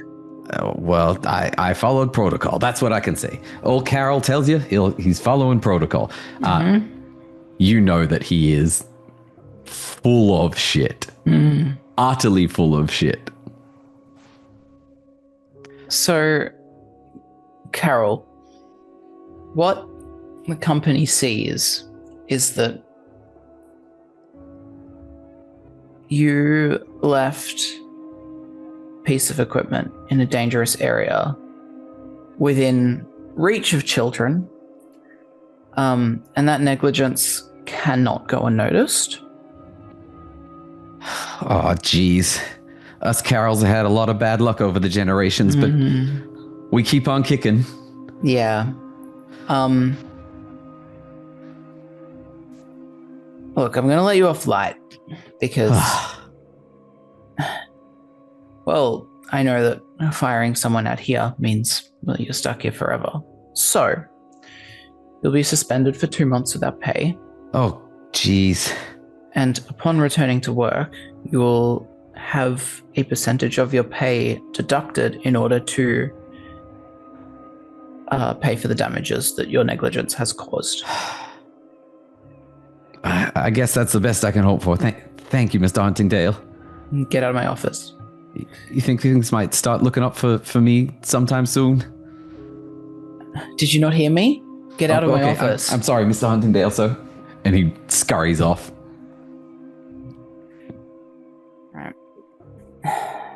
All right. Is there like a station somewhere where the seismic the deep space things? Yeah. So there is a sensor station as part of the colony. Cool. So you head over to the control room for the monitoring systems. The technician who's on duty looks up, gives you a quick acknowledgement, goes back to his monitor. And just as you do, there's a blip that goes off on the deep space sensor. She sees it and you see it. The room is silent for a moment, except for the clacking of her keyboard. Then she says, must have been a glitch again. I can't place anything in the same sector. She goes back to cycling through monitor screens, but you definitely saw something on there. What do you do? A glitch? How many glitches can we have in 12 hours without it being more than a coincidence? Well, I'm not saying it's a coincidence. I'm looking at that groundquake we had. And I think it's probably messed with our sensors. Have you checked that? Have you checked the sensors? Yeah, that's what I'm doing. That's what I'm doing right now. And yep. It's clearly not what she was doing. She was trying to kind of fob it off. I don't see any diagnostics. Run it now. Okay, so she brings the same screen back. She runs the diagnostics that it does. There's another sensor ping. All right, so that you're saying is the sensor being faulty. What? All right, look. Since the groundquake that's been happening on and off like this, but every time I switch to active sensors, they come back negative. And if I send a probe, that costs 3 months of my wages. It's billed to me if it's found to be a false alarm. So I assume it was a sensor glitch, you know? Okay. This do happen sometimes. On behalf of the company, I am going to order you to send a probe out And because of that, the probe is being sent by the company, so do it. Because that's weird. She types, and then she brings up a screen that asks for a corporate authorization code. And I put my authorization code in. Yeah, cool. So you put that, and the system indicates that one of the satellites orbiting the Folly has sent a probe. It'll take 12 hours, 24 hours. Just depends on how long it takes to get there, how long it takes to get back. If it sees anything, let me know straight away. And yeah, run a system test on the sensors to make sure they're up to scratch. Will do, Mr. Huntingdale. Do you want me to just file a report as normal, or do you want it sent to you directly? Directly to me, thanks. Yes, sir. And so you go on about your day. There's going to be some other miners who will approach you and ask you, as you're sort of walking back to the office, their concerns around the rumors that they've heard. I don't think we necessarily need to role play this, but how are you going to respond? Are you going to be dismissive? Are you going to reassure them or give them the impression they will be paid? Are you going to deflect it to Waterman or? Absolutely, I'm deflecting it to Waterman. Yeah. Okay. Could I get a manipulation roll from you, please? Sure. Awesome.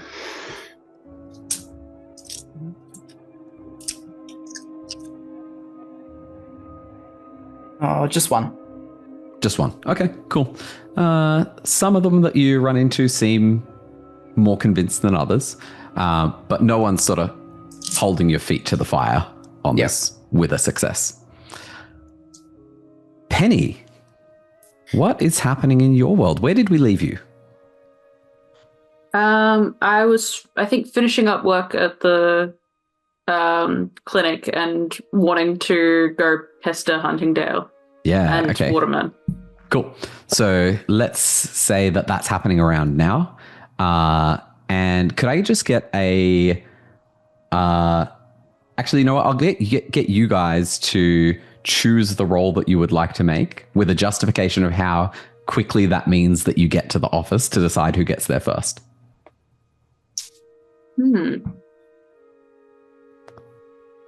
Agility, mobility, I guess. That's good for me. So not talking to anyone, kind of ducking away if there's anyone who's trying to talk to you on the way. Yeah. Sort of thing. It's not a good role for me, but I'm going to say empathy mobility because I am trying not to talk to these miners and they keep taking up my time. Cool. Both of those roles, please. One success. Not a single success. Yeah, okay. Tom, you get there first. You're able to get back to your terminal before Penny arrives. I think this time Penny does knock, but walks straight in. Does not wait for an answer, just knock, knock, knock. Gerard smiles because that's exactly how he enters buildings. Welcome back. Huntingdale. Yes. How you doing? I am doing interesting. There has been a lot of odd things happening. You don't say. Yes, first there was an issue with a digger creating a ground shake. Yep. And now there are all these meteorites and a whole bunch of things happening, and I have a bad suspicion that it is to do with that file that you were going to show me. And why do you have that suspicion? Because in that file, the bit that I was told about mentioned strange things that I have seen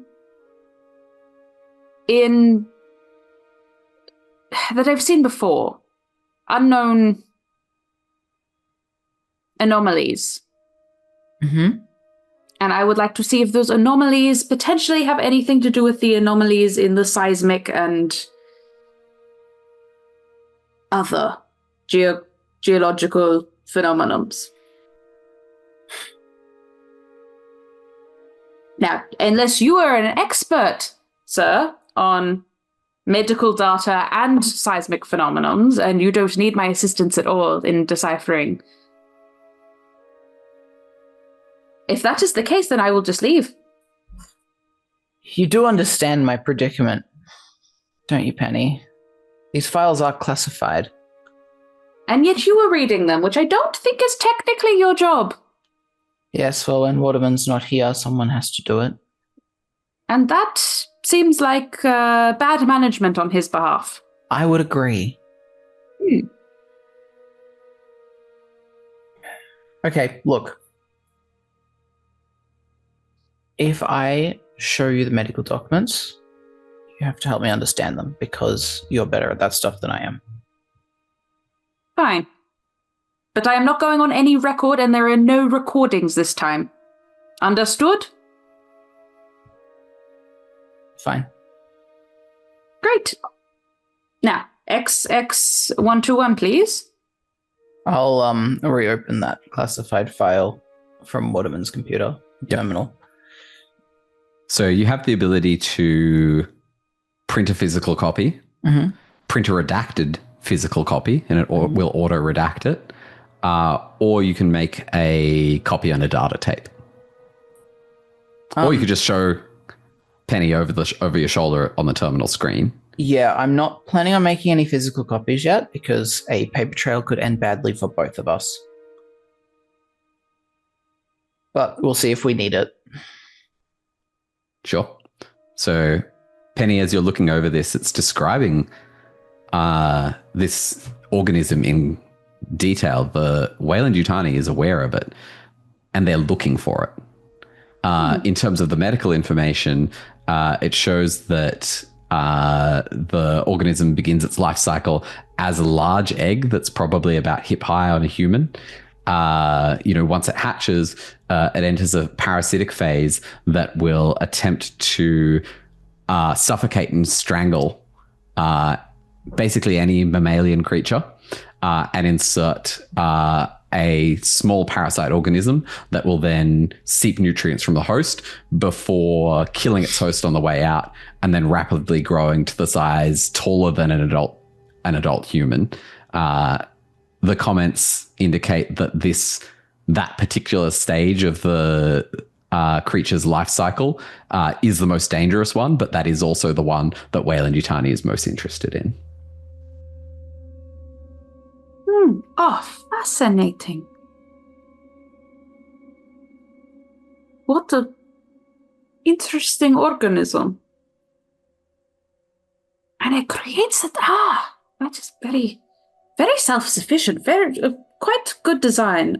There is let me break this down the jargon for you. This unknown organism, it is parasitic in nature. Starts off in an egg-like form and slowly becomes a incredible yet destructive force. And our lovely company is trying to find them. And you think they're here? I hope not, for our sakes. There's nothing in the file to indicate that there's any of these on the Folly. Does not look like... this file doesn't say. I was kind of expecting potentially something more to do with the seismic activity, but it is good to know that this creature does indeed exist and to keep an eye out for it. But that does not explain our current predicament, sadly. Not what I was hoping. It's at this time that the door opens and Waterman walks in. He's looking a little worse for the wear. He's bleary-eyed and goes, welcome in, medic. What are you doing in my office? And he's out of it. You're currently at his terminal, at his desk. He hasn't really realized this yet because he is hungover as fuck. I'm going to quickly move away from the desk and come up to him and go, are you feeling well, Mr. Waterman? Not so loud. Medic? How many fingers am I holding up? Too many. Don't worry, I just had a few too many last night. I see. Not the illnesses, but the good times, yeah? Yeah, well, let's call it that, sure. Anyway, is there something that Weyland Yutani can do for you today? I was just visiting Huntingdale. He had a slight medical issue that he wanted to discuss with me.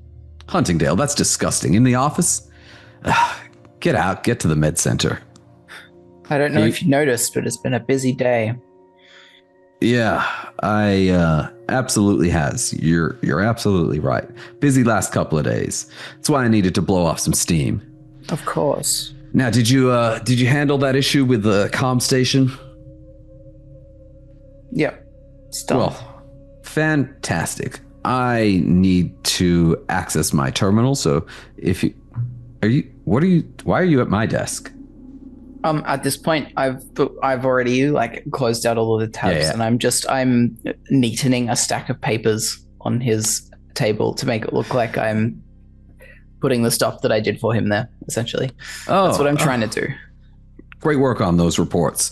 There'll be some more. I'll send you the file later. Now, if you excuse me, and he sits down at his desk, opens up his terminal, starts tapping through his messages. Well, Huntingdale, is there anything you would like to see me at the clinic or about, or should I leave now? I think we're done here. Great. Well, I Okay. will see you around. And We'll I will end leave. Around. End that scene and jump back to Chris. I believe you rolled 1 success on your survival. Yeah, I did. It takes you a little bit of time, but not too long. But you make your way through the desolate landscape, and you find Elena. Now, it's probably been 15 minutes or so since that thing that you found did all that weird stuff, little Elena. What would Elena have been doing in this meantime? Would she have just been running straight back to the Folly? Or would she have stayed frozen in her tracks, not moving? Oh, you're muted. She would definitely have been heading straight back, in as much as she could. She's not interested in sticking around to watch whatever this is because, it's the first time she's seen something like this, and like I said before, she's on her own, so she's not as bold as she normally would be without any backup. Yeah. The funny thing is, Elena's usually pretty fit for her age, but she's just getting out of breath so quickly. Would she have left her shoe that got a little bit of spray on it on? Would she have even noticed? Probably not. No? Okay. So, and that's what you find, an Elena that's out of breath, Harv. And I assume that when Elena sees Harv, she's running straight for him. Yes. Yeah, absolutely. What trouble do we find ourselves in today, Elena? She is obviously out of breath, can barely breathe. There's fear in her eyes that you haven't seen in probably a little while since, you've been settled in the colony. I don't know. I'm gonna do a I don't know medical what check. it is. Yeah, roll it. Medical aid. Oh, that is 2 successes. Yeah, okay.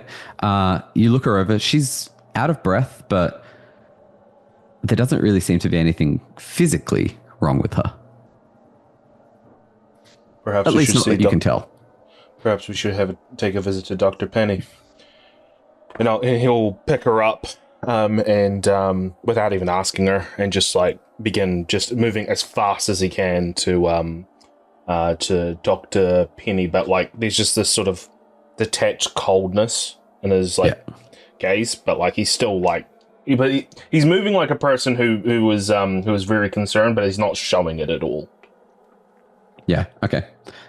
So just considering we are getting quite late, I'll say you take her to Dr. Penny's. Dr. Penny looks her over as well and doesn't find anything physically wrong with her.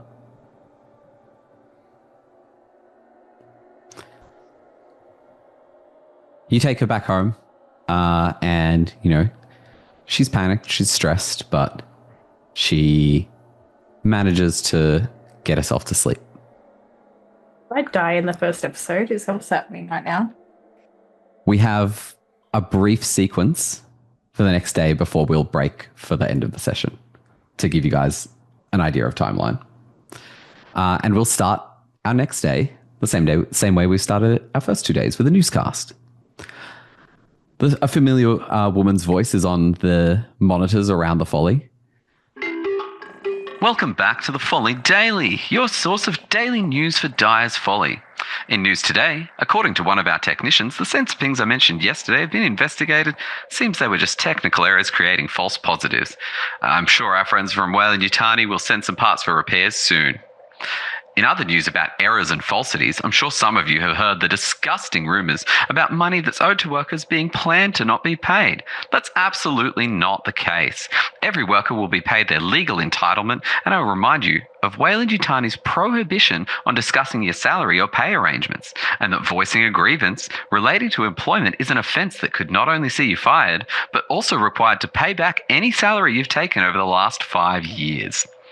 Just a reminder that the company is here to look after us. We should be grateful to have the jobs and freedom and opportunities that we have, and that unionism is one step away from sedition and socialism. So let's all pull together and do our part for the company. Finally, the last few days' seismic activity doesn't seem to be over yet. While the issue at the mine was the largest seismic event, there has been motion detected in the vicinity of the old mine. It does seem to be sporadic movement and small in nature, about the same size readings you'd get if you'd put a seismograph near a horse track and rode past it. The Folly's resident geologist says it doesn't look like we should expect further seismic activity, and even this is unusual and likely to stop any time now, so we will be monitoring and will provide further updates right here. What do each of you have planned for the day? So let's start with Penny.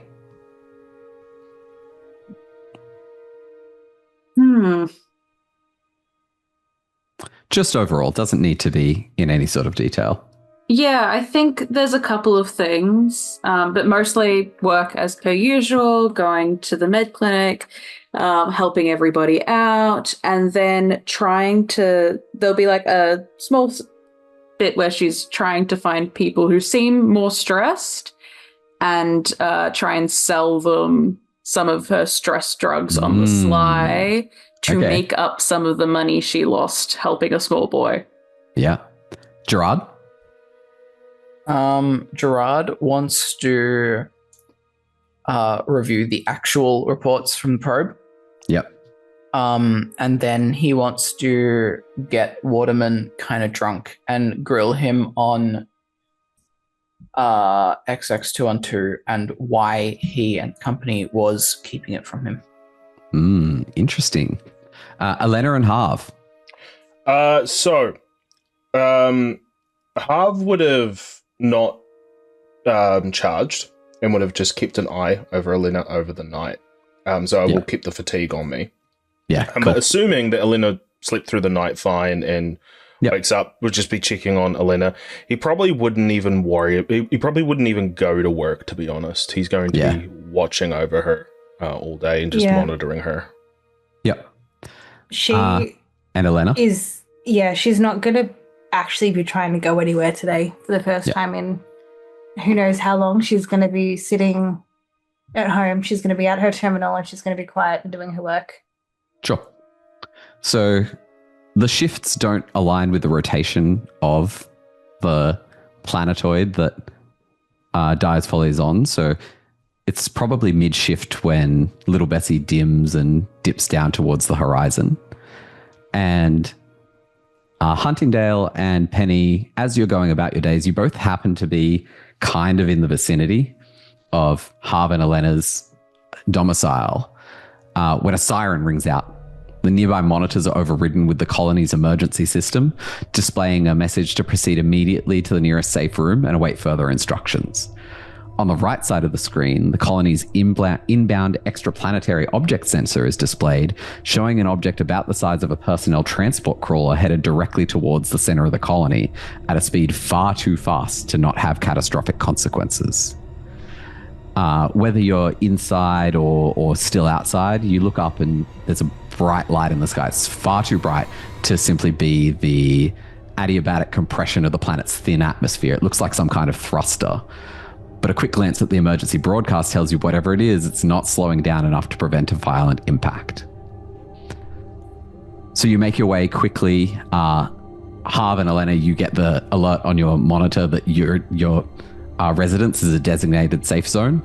And Penny and Gerard quickly make their way inside and lock the place down. As you do, everything becomes quiet for a moment.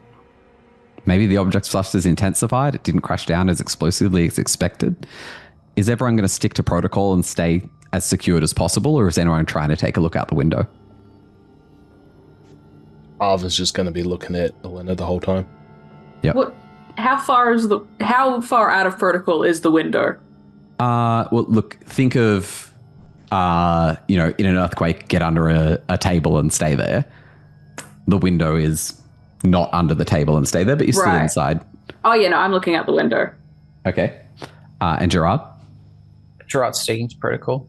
Cool.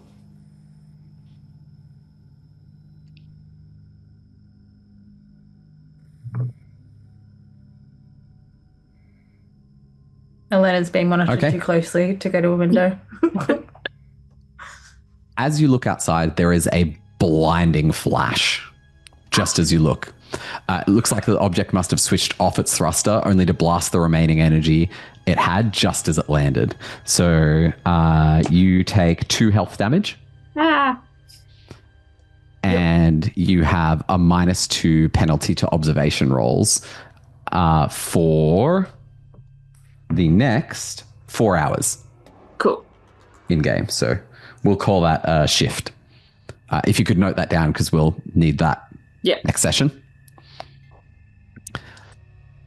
Even those who aren't looking outside, the first thing you see is a blinding light. You feel the impact before you hear it, a brief pulse that pushes through your chests. Then you hear the sound of shattering glass, and that's where you're taking 2 damage from the glass as it impacts into you, knocks you over to the floor. Before a blast of sound and the roar of a shockwave. There's a flicker of motion as the dust kicked up by the impact blots out all light, and a terrible wrenching, tearing sound, like some of the buildings being ripped apart.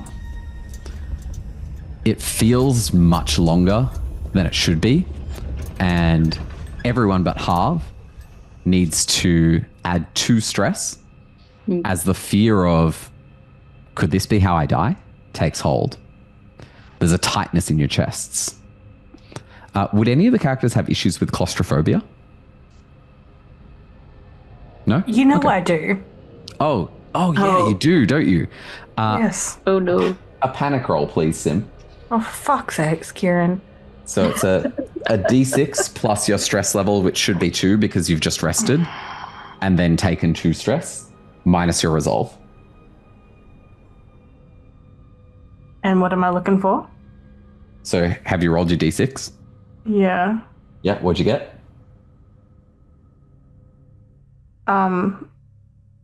Wait, you said a D6 plus... Yeah.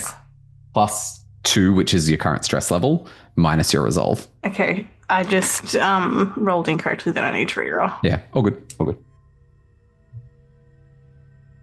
So plus 2, and then minus resolve? Yeah. 1. 1. You are spooked and take 1 additional stress. That's all your panic is. You feel the walls pressing in on you as you stay safe and wait for the all clear, but eventually you realize the all clear isn't coming. And coincidentally, the four of you are the only four in the safe room. As you come out, you tentatively look around at the destruction of Dyers Folly. You can't quite see where ground zero is. There's either a building or some wreckage or something's blocking your vision of the center of the crater. Let's say that's over to the right and you're looking sort of forwards. Could I get observation rolls from everyone, please?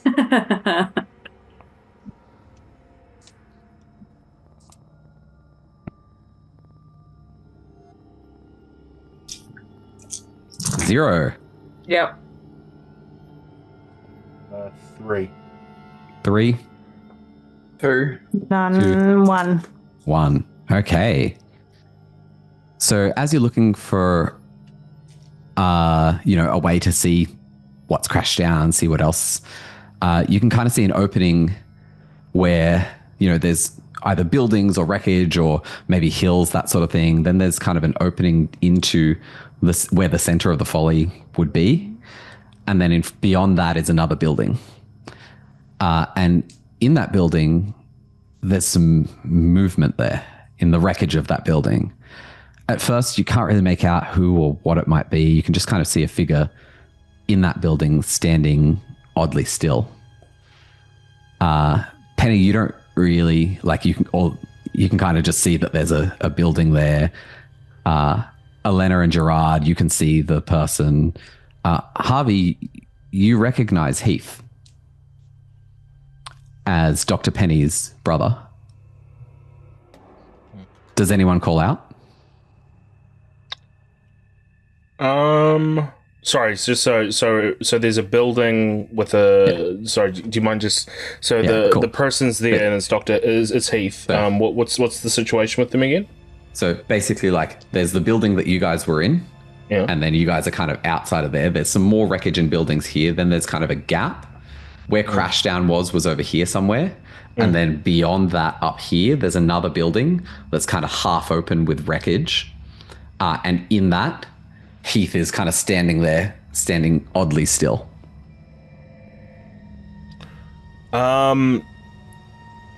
Yeah, I think. Would Harv say something about it? I don't think he would, to be honest. Okay. He probably wouldn't care. Damn. Sure. Yeah, so, but if the others want to say that there's a figure there, then he'll probably butt in and say who it is, but he won't just do it unprompted. Gerard or Elena, would you say anything? Elena would probably ask who it is, yeah. Okay. Who's He'll that? say, it appears to be Dr. Penny's brother, Heath. Heath? Where? You can, as you squint, he's now been pointed out, you can kind of make out. You can't really see that it's him, but you're like, it's a person about his size. I'll yell at Heath. Cool. You call out, and he turns around. Penny, now you kind of clear up. Things clear up for you. You can recognize your brother. He kind of squints his eyes back, looks at you a little unsteady, and holds his hand up to his mouth and coughs. You can see it's a rough cough. He's well built, he's a miner, but each cough is jolting his torso. There's a damaged electrical wire that sparks, highlighting the light mist of rain as it falls on the broken remains of the folly. Penny's brother, Heath, looks like he's in pain as he clutches his chest, but only for a moment. He shakes his head, stretches himself out, and takes a step towards you. In the broken remains of the building, something falls down behind him. Could I get another observation roll, please, from everyone? What if we say no? Then you fail the roll automatically.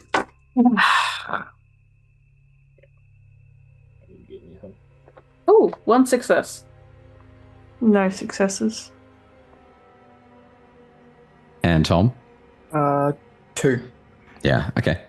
Penny and Tom, you see that object fell too slowly. That wasn't a fall through gravity. It was something being lowered down. But you don't have time to call out to him again. as a slick, black, elongated head slowly rises up behind him. Even from this distance, you can hear it hiss.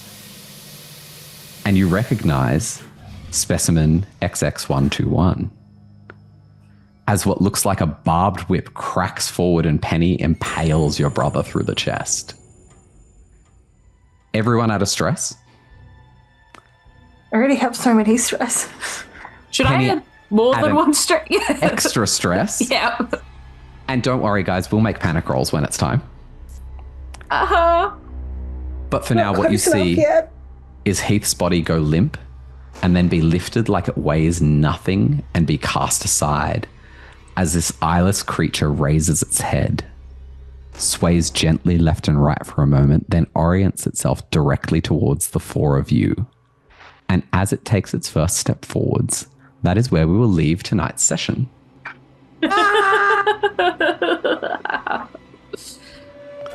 Thanks for playing, guys. Push the child in front of us.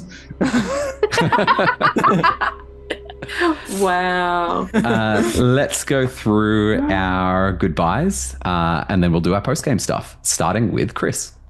Hello, everyone. I was playing Harv, the robot who doesn't understand emotions, but understands enough to push people's buttons. You can find me at Roleplay Nights, which is where we are. So you are where you need to be. Just subscribe, follow, and do all the things. Do all the things. That's it from me. See me next. Oh, sorry. Did we have an order given to us? No, that I was he's unaware of? just expecting us to remember the order from the start, but I'm lucky I'm at the front. Like 4 hours we ago. we don't remember the order when it's written down for us. Also, it's 1 a.m. We're gonna remember now. Hello, I am Simone, aka Simone, aka Simone and Sympathy, aka Simone and Samantha, aka Karadan1, the superior Karadan. I don't currently stream, but you can find my wife, MX Marie, over on her channel. She streams a lot and is really pretty. So I was playing Elena Smith, the really, really annoying kid who got everyone in a lot of trouble, I think. Phoebe or Tom, I can't remember who was next. I think it was me. Cool. You don't remember how we meant to remember. I'm Tom. I was playing the magnificent Gerard Huntingdale, who also doesn't understand human emotions. Yeah. He understands profit, though. Yeah, well, that's more important. Yeah, you can find me here on Roleplay Nights sometimes, but yeah, check out all of the other stuff because everything's really cool. Phoebe. Yep, I'll finish it off. Hello, I'm Phoebe at Sherbrooke Waters on all of the socials. I've been playing Penny Chernov, the very sad and very siblingless medic of the team. I am also here sometimes. I am also doing other things occasionally. Check socials for that kind of thing and keep your eye to Roleplay Nights because I'm in a couple of these different fun little games with these lovely people. And I have been your game mother. I'm Kieran, aka KaradanZero. I stream here on Roleplay Nights and also on twitch.tv/KaradanZero, usually over there on Mondays and Fridays. It's been a blast. We will need to figure out when we're going to do our next session, but thank you all for playing. Well, for everyone who's watching, it's just going to be next week, so, you know. Yeah. Yeah. Also, I'm comfortable that was the whole story. That's it. We're done now, and nothing else happens. We all live happily ever after. Bye. Do you know what happens if that's the end of the story? No, we run away. The weird alien thing trips over some debris and like hits its head It's on a bit of electrocuted. concrete. There was electricity in here. Yeah, it's raining and there's electricity. Oh. So. Yeah, okay, cool. Well, we'll see if that happens. Next time on Alien Dyers Folly. Bye.